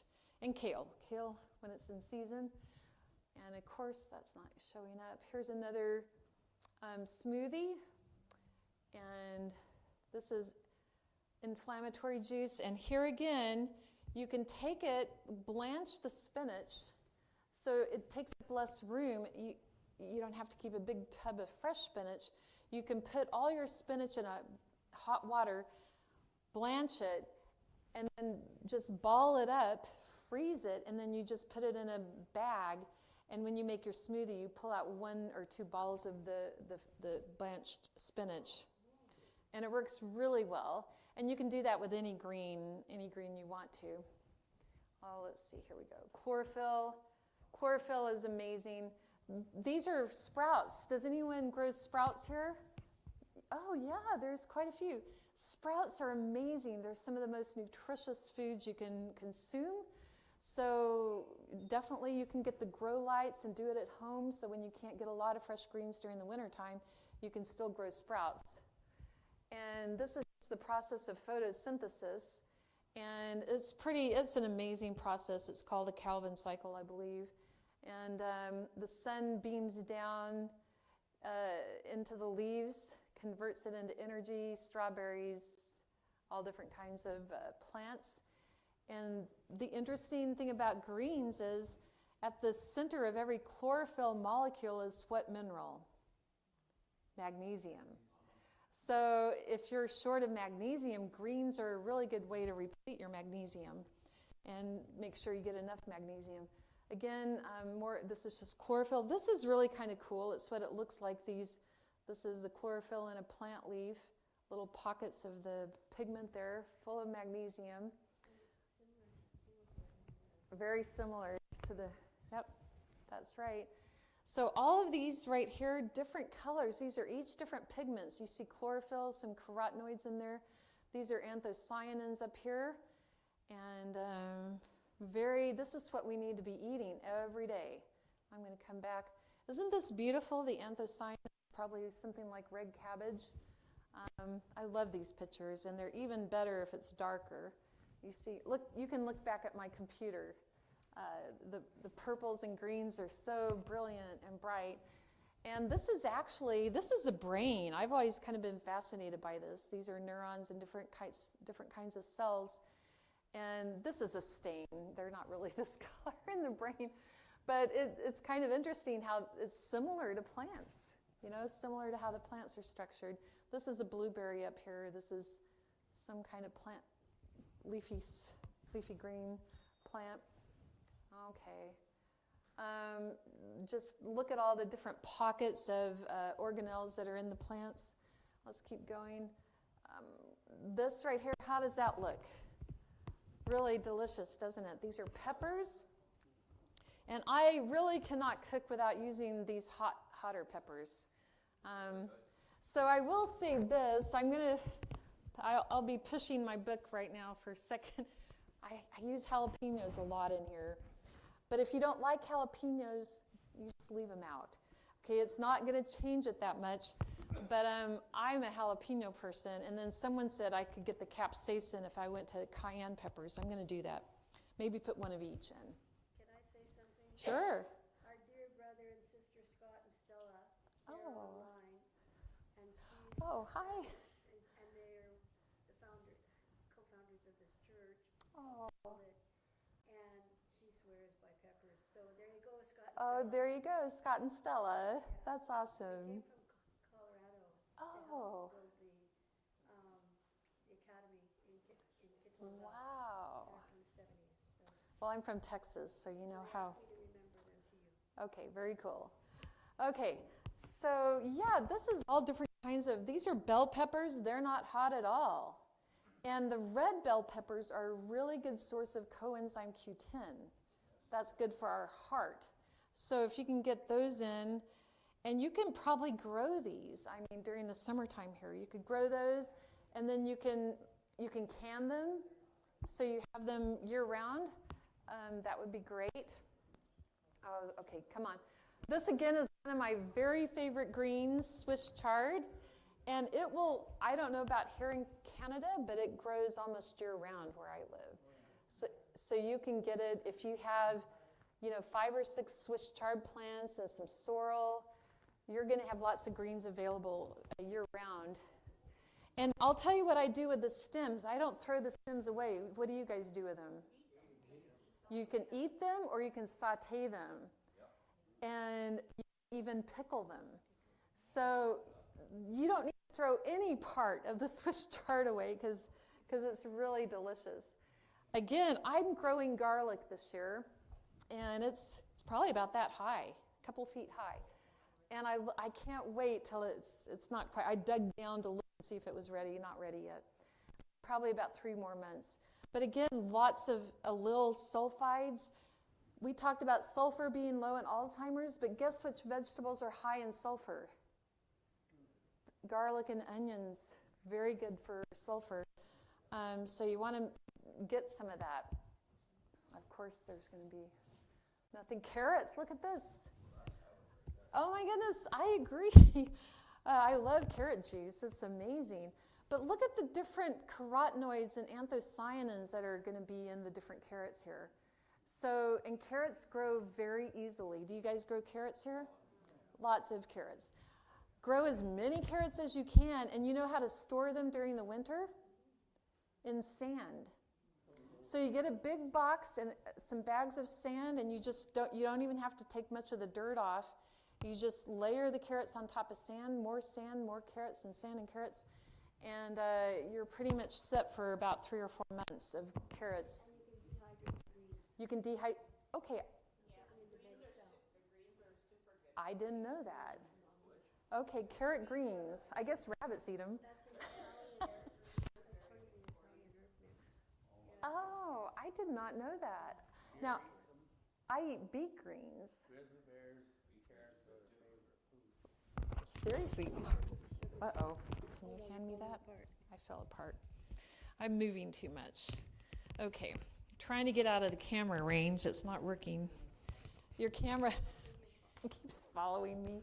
Okay. Belonged to the South Dakota school at Fairhaven, and they grew carrots for market. Wow. Like organic carrots. And yeah, you go there, some of those carrots were any size. Grizzly bears were up there. They Is- were Carrots? Yeah, carrots. I'll tell you what, I'm a carrot juice person. We're going to make juice, by the way. Guess who brought lots of carrots for us to juice? And apples. We're going to have juice afterwards if you're here. And beets. Oh my goodness, ABC juice. Apples, beets, carrot juice. Yay. You know what I've always thought would be really awesome? You know these old folks' home? They should have a juice bar, I think. Every old folks' home. They need their nutrients and they don't get it. I talked with here's another tangent. I probably am talking too much. But I met with a nursing home administrator in the Tennessee area. I won't say who. And I asked him his budget, his daily food budget. And he said it was like, I think like $350 or $450. And I thought, oh, per meal. No, it's for the whole day. The whole day, per person. $3.50. Something like that. Something like that. I was blown away, like, wow, that's what you get. So before you get to the nursing home, guess what? You better get all your good nutrition in, and maybe you won't get to the nursing home. Anyway, we're spending too much time on carrots. Oh, back to beans. These are one of my favorites. But look at all the different beans. We have anthocyanins and chlorophyll. All different. Yeah, they're amazing. Let's see what our next slide is.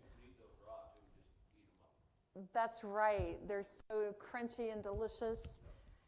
And this I came into this kind of recently. These are called mason jar salads. They last for 5 days. So if you buy your greens, and if a lot of times you end up throwing them out, let's say you want to take food to work, do your meal prep on Sunday, get all your garbanzos. You can get canned garbanzos, cucumbers, your quinoa, your feta cheese if you want it, your lettuce and sprouts and dressing. And what you do is you put your dressing on the bottom. Then you put your hard vegetables on top of that, like your carrots. Or you could put your beans, and then your quinoa, your cucumbers, and you work the most delicate ones go on top. Do not put your croutons in there. I prefer not to put tomatoes in there. I will put tomatoes in a baggie and cut them. So what you're basically going to do is you're going to take a bowl and you're going to dump that salad into a bowl. It is, and then you cut your cherry tomatoes on top, put your croutons on top. It is delicious. And you can Sunday night and it will last all week in the fridge. Every you grab one of those when you go to work, and you're getting really nice nutrients. You can put anything in there. You know, any vegetable usually works. So, doesn't this look amazing? This is how we should be eating. And we did. Like last night, we had a lot of these vegetables last night. That was great. But here's kale, rice, and some pesto, some red cabbage. That looks like cauliflower maybe, or Brussels sprouts. Sweet potato, maybe some mushrooms right there, and sprouts. And that pesto or green sauce, you're going to toss that and it's going to be delicious. And this book right here actually has a bunch of sauce recipes in it, maybe 65 or 70 sauce recipes. They're all amazing. I have a jalapeno sauce in there, a cilantro sauce, kale pesto is in there. In fact, I think I'm going to send your pastor one of each of my books, so maybe we can keep them here. And if you didn't get one, you could check it out. I'll talk to the pastor about that. But again, on the right side, we have these are roasted potatoes. We have carrots. Sure, there's a little dressing on it. We want you to like your salad. You can put a dressing on there. I'm not opposed to dressing. And then, oh, here we have, you have to have, exactly, you have to have some fat. People that go no fat. Yes. That's true. And, you know, some people, actually, I do like iceberg, but I don't use it very often. But if I make a wedge salad, I use iceberg lettuce. But it's a little bit, you're right. If you compare it, there's more nutrients, a little bit more nutrients than that. Look at this salad over here. It's all green. It has romaine and avocado and some fresh herbs, like a vinaigrette on top. That looks fantastic, doesn't it? You guys hungry yet? I think everyone's about to get hungry. I love this right here. So if you have a party or you want a fun way to eat your salad, this is a Caesar salad in a cup. Put your Caesar dressing on the bottom, your leaves, a piece of bread, crusty bread. Over here you have another green salad. Let's see, this next one, oops, go back one. Here, this is a really fun one. It's lettuce wraps, and you can just almost put anything in there, and you just put it on your butterhead or whatever, romaine or, yeah, delicious stuff. This next one, let's see, this is fresh tomatilla salsa. This is really delicious, and you just blend it. I roast the tomatillos. You can roast the onion, and then you just roast the jalapeno. And then you throw it in the blender with just these ingredients, and it's delicious. And you can freeze it or you can can it. If you want to can it, you just put it in a hot water bath and can it for probably 20, 25 minutes, would you say, for a pint? I have a pack. Hot pack. I just hot pack. So you Do it in the oven? No. Oh. Sterilize your jars. Have your lids ready to go. Have your pot of hot stuff while it's bubbling away. Just do it. Oh, and then you Turn it don't. upside down. Okay, so hot pack. I didn't know you could do that. Yeah. Okay. Yeah, because it's acidic enough. Yeah, if it's acidic, I guess you could. I'm going to try that. I do it. Okay, good to know. Hot pack. I learned something new. Got something in my cards in here. Okay. Yay, that sounds good. I'd love to. Yeah, that's better than boiling it for 25 minutes. Or some things 3 hours, and they're not very nutritious. That's true. Pardon? And the jar is hot. Yeah, I put it in the jars hot. Doesn't that look good, that salad?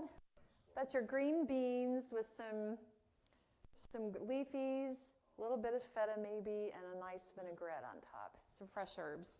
So I just want you guys to get the feel for good food. This is nutritious food. It's going to make your brain turn on. It's going to give you nutrients. You need these brain cells for the rest of your life, so we need to nourish them. This is delicious. You take your olive oil, you heat it up a little bit with some fresh basil, and then you let it sit for a day or two, and you can here it's blended. Sometimes I just take the basil out and it has a little basil flavor, but here they blended it up, made a basil olive oil. You can dip bread in that, serve it with pasta, a pasta salad. Here's a green onion ginger dressing. This is kale, hemp, basil pesto. Is the bomb. And it has hemp hearts in it. That's your omega-3 fatty acids. It has kale. It has basil. It has walnuts, more omega-3 fatty acids, olive oil in it, garlic, a jalapeno, and if you want to put your Parmesan in it, go for it. If not, it's fine without it. But it's very good. You can freeze that in small little chunks, throw it in a soup, or make pasta with it, pasta salad. It's amazing. And this, hold on, let's go back. These are carrot zoodles. I think they call them zoodles. I know zucchini is zoodles, so maybe this is a different name. But this is a fresh carrot, and there's a machine, it's called a zoodle maker, I think. And it's just raw carrot, and you put a dressing on top of that. And it could be a ginger, sesame ginger. It could be any dressing. And that's a great salad. And then over here, I make this salad right here. I think it's in the cookbook. It's carrot cake salad. It's carrots and pineapple and pecans, and it's very good. So these are just ways to get lots of nutrients in. Let's see. Here's just another salad right here. It's kale, I think. Kale and radishes. I'm not a big radish person. But okay, shallots, garbanzos, and then over here, isn't this lovely? This butternut squash, or acorn squash, your arugula. Oh, you guys, so good. One of my favorite vegetables is asparagus, and it really does some nice detoxing as well. If you eat asparagus, I know it's expensive, but once or twice a month, I recommend eating a little. Oh, let's go back. Here we go. Asparagus. Steam it, roast it, lots of different ways to eat it. And then this is one of my very favorite soups, and it's so simple. You throw about 15, 20 tomatoes, you cut them in half, put them in the oven with some red bell peppers, and maybe some onion, and maybe even a jalapeno. You roast it all for about 20 minutes, then you put it in your blender with some broth, some vegetable broth, and a can of coconut milk and basil. So you throw that all in there, and maybe a garlic clove. You throw that in there, blend it up, and it's all hot. And then you heat it up on the stove till it's just hot enough to eat.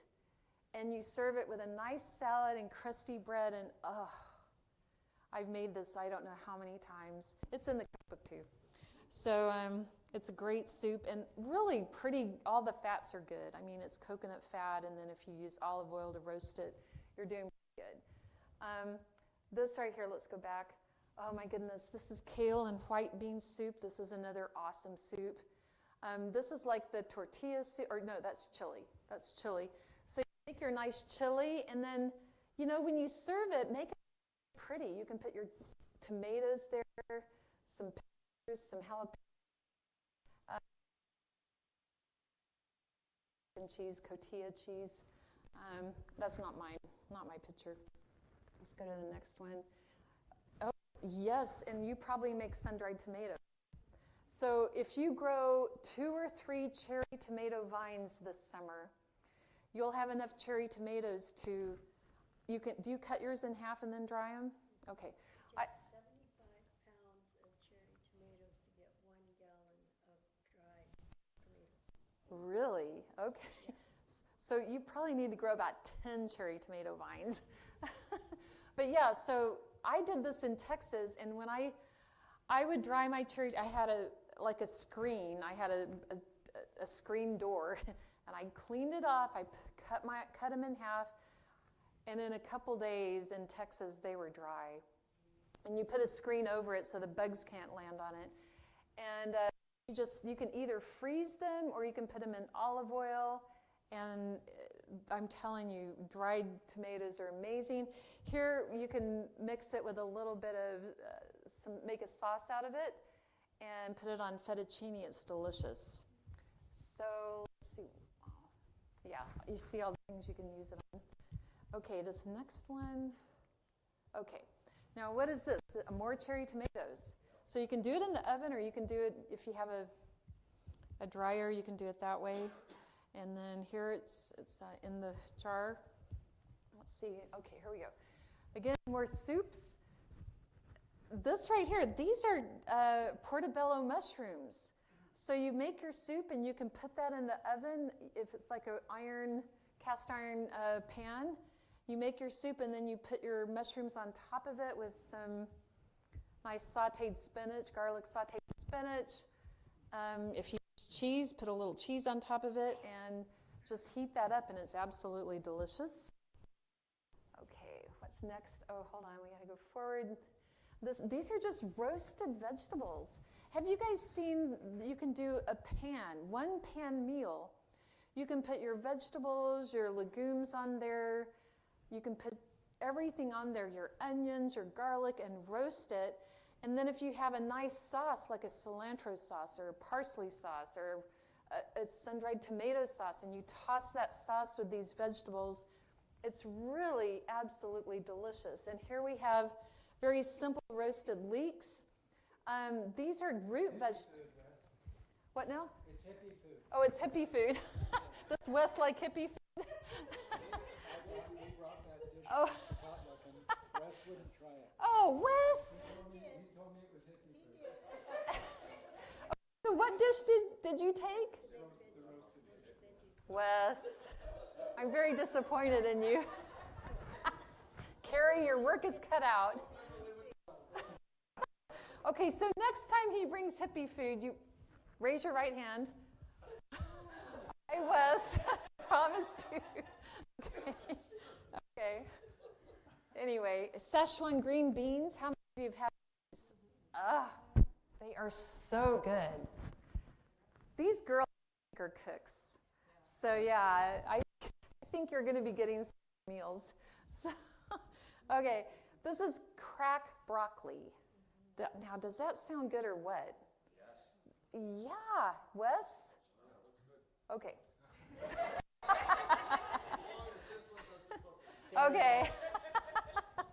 Okay. Okay, this is just a bowl. Like, this is tofu. Avocado. Looks like a sweet potato or some kind of acorn squash, some pecans, mushrooms.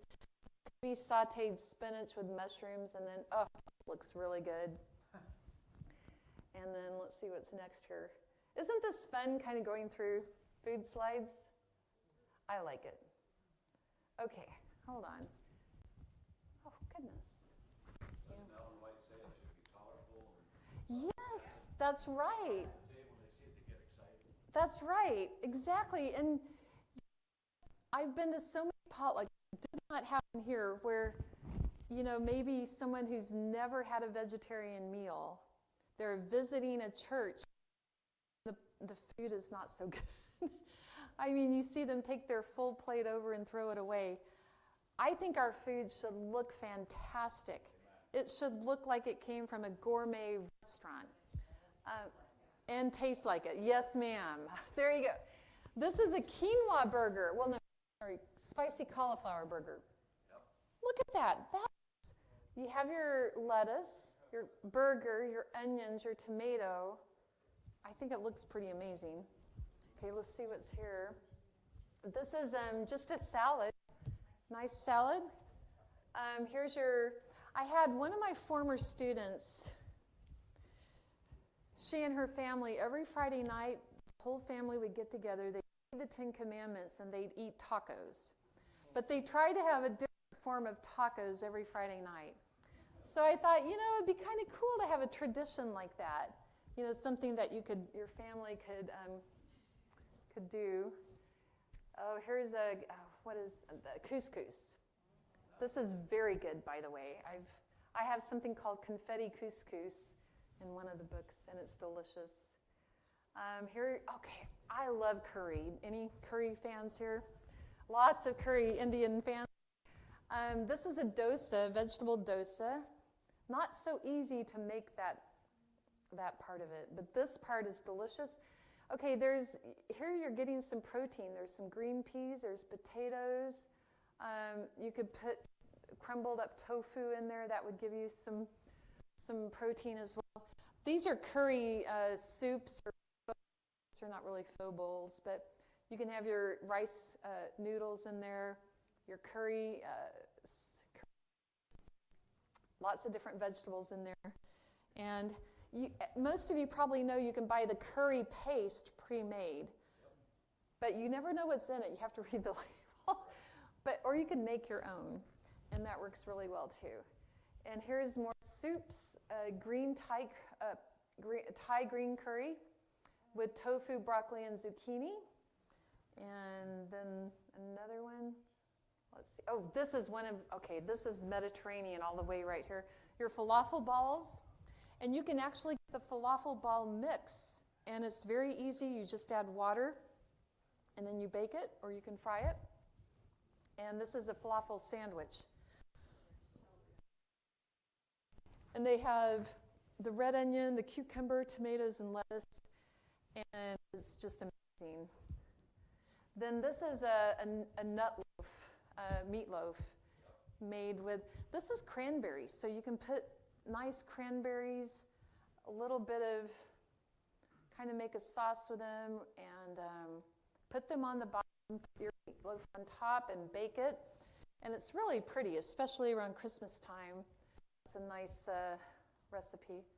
Oh, here comes another meatloaf, or actually more like a special K loaf. And this is just your average barbecue sauce, and really delicious. I mean, let's see.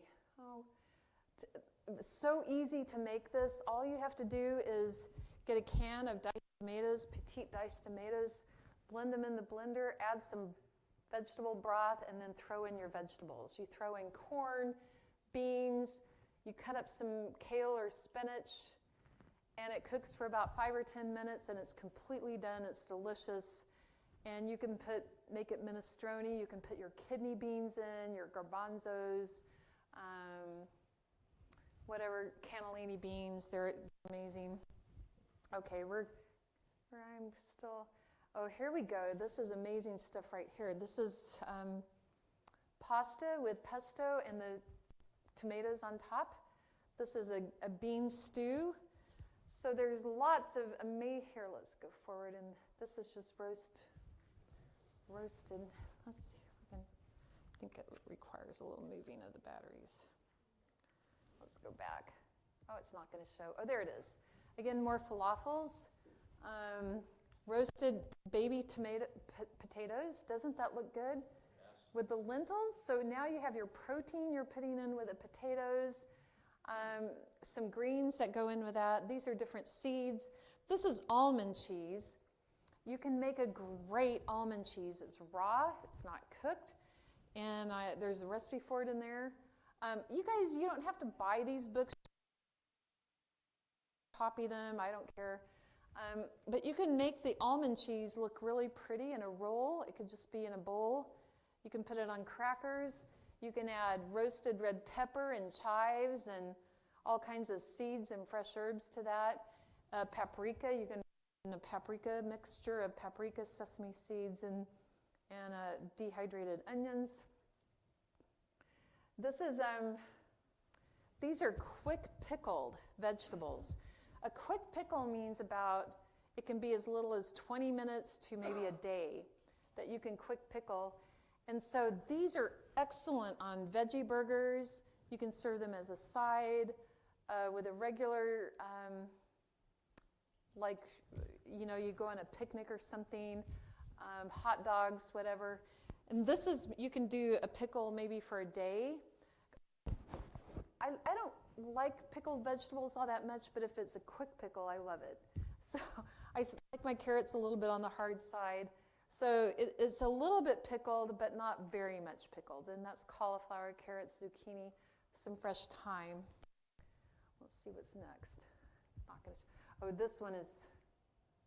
Oh no, you saw that. Okay, hold on. Move that. Do we see that? Yes. We saw that. Oh, this. Okay, this is a raw veggie burger. Has anyone seen this before? It is delicious. It has nuts in it, red pepper. I think it has certain seeds in it, maybe sunflower seeds.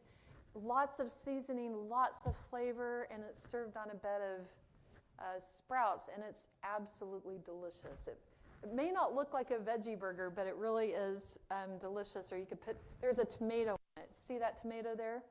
So that's the base of it. Let's see if we can get it. Oh, this is spiralized. That's what I call it. I couldn't remember spiralized. So spiralized, you can spiralize your vegetables and make them, instead of using pasta, you can use vegetables, spiralized vegetables. Or you can just make a salad. Like the cucumber, if you make a ginger sauce and put that on cucumbers, it's really delicious. Let's see if we can get this going. Oh, this is so pretty. A fruit salad. And then this is another way you can just cut a tart apple and mix some nuts together, maybe blend it with a date, maybe a little bit of maple syrup. You cut that apple up and you put some of that nut mixture between each slice, and then you make another little bit of a date-based sauce and pour over it. It's all raw. It's all delicious, really good. Here we go. Look at this. This is fruit leather. This is a great way to preserve fruit if you have a lot of it. And you can ask this lady here for her recipe, because I bet she has one. Basically 2 ingredients. You blend it up, you put it on a sill pat, and you dehydrate it in a dehydrator, and then you roll it up, and kids love these. So you can take them to school, to work, and they're really healthy and delicious. And this is just a watermelon. This is like a cake, a fruit cake. But you have that watermelon, a little bit of whipped cream, and then your fruit on top. By the way, if you've never roasted pineapple, you're really missing out in life because it's so good. And this next one, oh, come on. Again, this is like a cake. It's all raw. This is from my raw food. This is raw nuts and dates, and then you have the fresh raspberries on top. And this is like, what kind of berry is that? I'm blanking on. It's a currant, or I think it's a currant. And you can mix that. You can mix that with coconut milk and freeze it, and it makes a really nice, and sweeten it a little bit. Makes a nice dessert. Okay, so I do want to mention this story. This is also a raw carrot cake, and this is incredible. But I can't tell you how many times I've gone to a vegan cooking class. You make a cheesecake. But that cheesecake is, it has soft, squishy crust, and the cheesecake part looks kind of brown, and it's really thin, and it just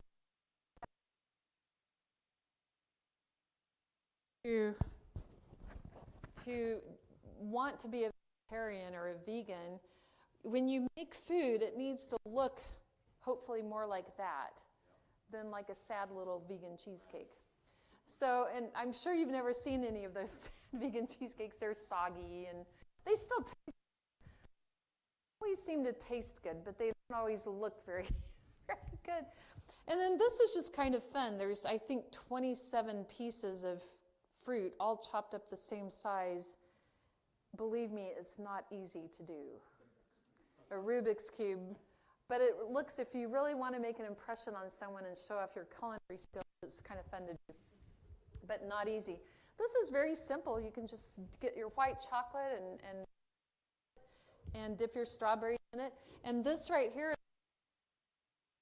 so you dip your banana. Pardon me? You freeze them? I froze them and then chocolate and then nuts. That's right. You freeze. You don't freeze them very long. You just freeze them till they're hard enough to dip in. And then you dip it in, you put it on a wire rack, and then you roll it before the chocolate hardens, pistachios.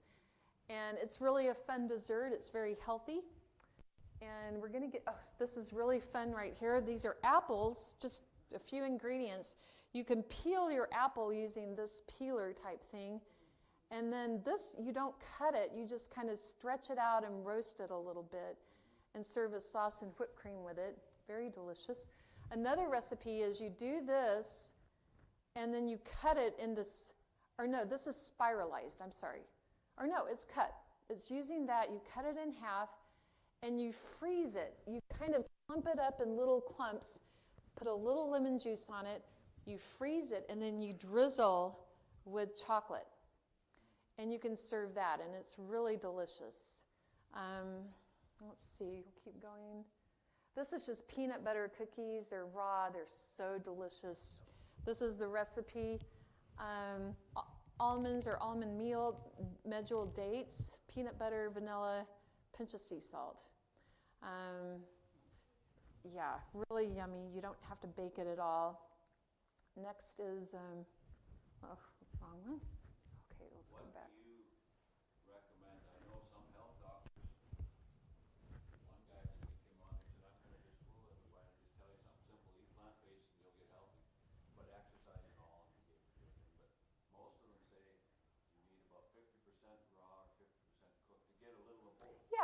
Yeah. Potatoes, if you eat them raw too much, you don't get the lycopene. You don't get the lycopene. And the men need the lycopene for their prostates. We do. Yeah.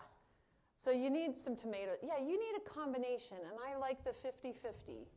That's a good, maybe That's what we do. that's perfect. Yeah. That's a perfect balance. I'll tell you what, this is a great way to get protein. You can get lemon curd from the store, or you can make it, and you combine that with some coconut milk, the full-fat coconut milk, and a little bit of sweetener, maybe if you need it, and then you put your chia seeds in there. You don't blend your chia seeds because that would be terrible. They need to be whole.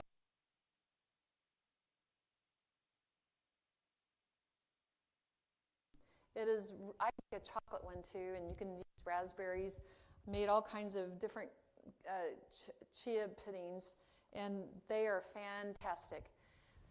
These are just your cashew chocolate protein balls. You put protein powder, the vegan protein, the pea protein powder in there with some nuts, some dates, and they're delicious. Maple syrup, you have a nice, and you can freeze that. Some people roll it in coconut shreds, and you can do that too. This is really good, the Snickers date. All you do is you take a medjool date, you cut it lengthwise, you put a walnut half in it, and you dip it in dark chocolate. And that's really, really good. And this is just a banana, I don't know what it's called, but you slice a banana horizontally, put your almond butter on it, then you can put either raisins or more nuts on top, and that can make a delicious dessert. And kids really like that. Kids, okay, this is maybe a little bit out of order. Sorry, we're going to get back to some slides here, and then I'll try to wrap it up. I know we've been here a long time. But for every molecule of sugar you consume, I think this is true, it takes 54 molecules of magnesium for your body to process it. So when you eat a lot of sugar, you're basically depleting your magnesium. And let me tell you, if you ever get constipated, if you want to get unconstipated fast, a lot of magnesium. Like you take probably maybe 1,000 milligrams of magnesium. The highest I've ever had is, I think, 7,000. But believe me, it is powerful stuff. But the magnesium, you should be going to the bathroom. If 1,000 doesn't do it, then take 15. If that doesn't do it, take 2,000 until you get the loose stool. So no one needs to go to the hospital for constipation, and I hear that happening all the time. People haven't gone for 3 or 4 or 5, 10 days. I'll tell you a quick story. I was working in a friend's medical office in Fort Worth, and I was in my doctorate program, and I didn't believe in detox until I left Loma Linda, because you couldn't believe in detox and probably teach nutrition there at that time. But I'm sure it's changed now. So I thought, I'm going to learn how to detox people, and my friend was a physician. She said, you can detox anyone in my clinic you want to. So I joined her clinic one day a week, and she came to me one day, and this wasn't about detoxing. She said, there's a lady in room whatever. Can you go see her? She goes, I think she might have lupus. And I said, well, I don't know very much about lupus. She goes, well, just go see her. And so I went in to see this lady, and she was a black lady. That's relevant to the story. That's why I'm saying it. And she looked at me, and I looked at her, and I sat down in my white coat. And she did not want to talk. So I said to her, Mrs. Tell me about yourself. I found she had 4 kids, and I don't think she had a And so I thought, I'm getting nowhere with her. Well, tell me what you had for breakfast. She said, well, I had a half a piece of toast with some butter on it. And I said, well, what else did you have? She said, well, I had a half a cup of clay. East Texas clay. I said, really? Okay. And I just kept going. Well, tell me what you had for lunch. Same exact thing. Half a slice of toast with butter, half a cup of clay. And it was almost the same for dinner. She had clay every single time. So I I said, okay, and I asked her a few more questions. I said, let me go talk to the doctor real quick. So I went back to the doctor. I said, you're not going to believe this. This lady she's impacted. She is impacted. And the problem was that her hemoglobin was dropping. It was very, in fact, she was getting close to needing hospitalization. And so the doctor and I quickly figured out she needed to be in the hospital, and we needed to somehow unimpact her from clay. It's called pica. It's eating non-food substances, but clay can impact you, and it had impact. She hadn't gone to the bathroom. That's why I started the story, for 30 days. So, and I asked, as soon as she had been eating, was one of my next questions. When was your last bowel movement? And it was, she goes, it's been at least 3 days. So, it's going to make you pretty sick if you're not going to the bathroom, and magnesium can help that along if you get a high enough dose, and I've known people to use also Epsom salts to get that process moving. So sugar can be hazardous to your health. Glyphosate, we talked about glyphosate a little bit yesterday, but I think not the whole group didn't hear it. But glyphosate is used to ripen grain crops. So so they're all ripe. So when is it a combine field to gather the grain? That it's all ripe at the same time, that half of it's not green and the other half is ripe. So they spray with glyphosate. And glyphosate, this is very interesting, it interferes with something called the shikimate pathway. Now you might think, what is the shikimate pathway? It's not in humans, is it? And you would be right, it's not a human pathway, but it's a pathway in the organisms that populate our microbiome. So if you're getting a lot of glyphosate in your diet, you're killing off your microbiome. And a lot of people have that problem. And so glyphosate is being used I don't know about Canada, but in the US, it is a real problem. And people have sensitivity to gluten. They think it's gluten, but it's glyphosate, which is used to ripen the wheat, and then it's part of the wheat. We use it here because everybody says they are. One in about 6 people, one, maybe 2, and another 6. Everybody says Everyone's. gluten intolerant. Well, that's probably what they're getting. Yeah, that's probably part of it for sure. Yep. And look at this. This is just incredible. 3.5 trillion molecules of glyphosate in 1 microgram. Yeah, and it can circulate in your bloodstream for 7 to 14 days. Oh, it's just terrible. So my friend, who's an ER doctor, he sent a bunch of different samples away to a lab to get tested for glyphosate. Almost all the commercial testosterone supplements had it. So you men taking testosterone, you're getting a nice dose of glyphosate. And the anesthetic propofol had it. So if you're going under the knife and getting propofol, which is I think it's a soy-based anesthetic, you're getting glyphosate with that. There's glyphosate in way more things than you can even imagine, is what I'm trying to say, and I think it is a problem. So this right here is GMO. Okay, so most of the experiments done on GMO products they don't exceed 90 days for a good reason, because if you give an experimental animal GMO products for more than 90 days, 120 days, 150 days, they start growing tumors that look like this. So talking about organic, it's better if you can go organic. It's more expensive. There's no guarantee there's not a little bit of GMO in organic. It can have up to 10% of what would be normal.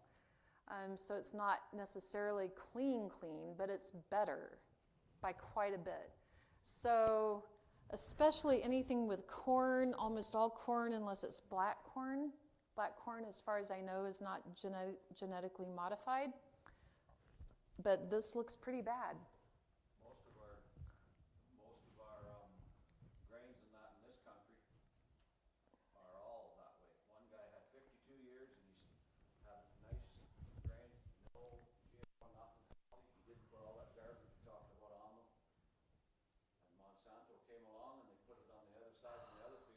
terrible. They paid him enough to shut up, and they said the wind will just It blow over it the contaminated. 52 years and he went bankrupt.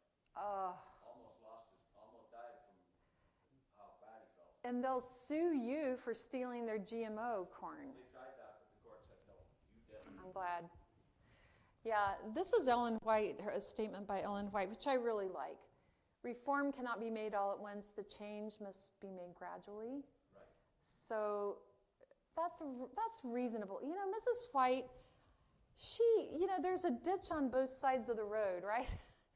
She seemed to stay kind of in the middle. She didn't get into either ditch of extreme left, extreme right. I really appreciate Mrs. White for her moderation. I mean, and it didn't compromise her. I don't think she ever compromised her message.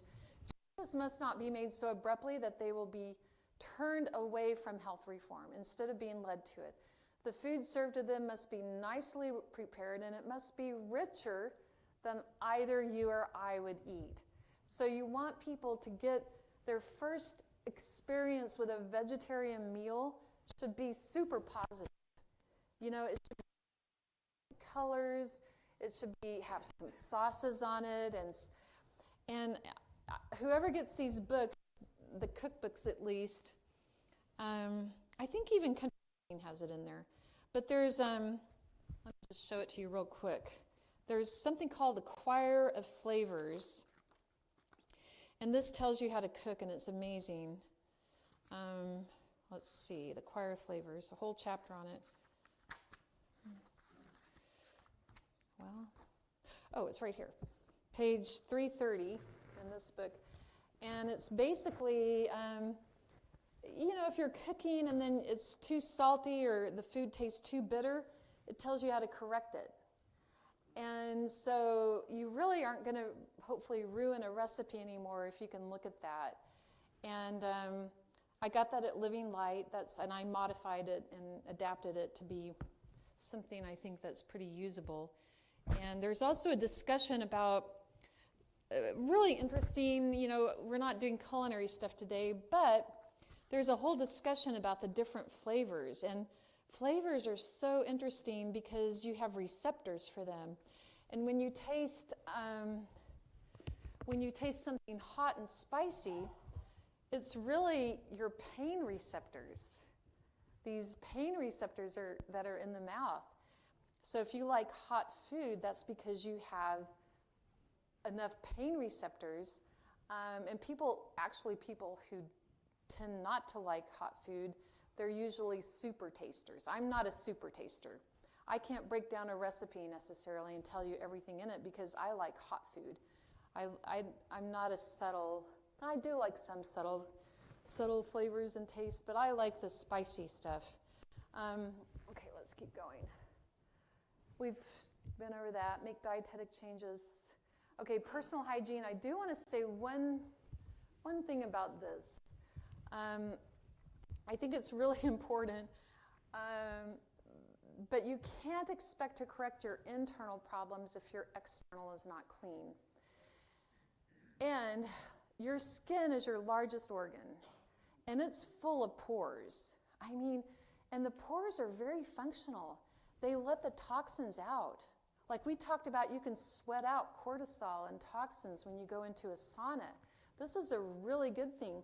So if you've been working hard and you've even sweated a little bit, take a shower before you go to bed, because you don't want to let those toxins go back into your body, right? Because the same way they got out, they can get back in. So I really think we need to shower once a day. And you scrub all those parts. Your lymph nodes where are they? They're right here. They're up here. So you want to scrub your underarms. These are, everywhere you have lymph nodes, they're getting rid of toxins. So it's really important. The groin area has a lot of lymph nodes. Goodness. See, I'm talking too much. But again, it's really good to be clean. Remember the last paragraph of the Great Controversy? How does it go? The Great Controversy is ended. Sin and sinners are no more. The entire universe is clean. those little microorganisms in our gut are going to be gone. We won't have those. We'll have perfect energy, perfect everything.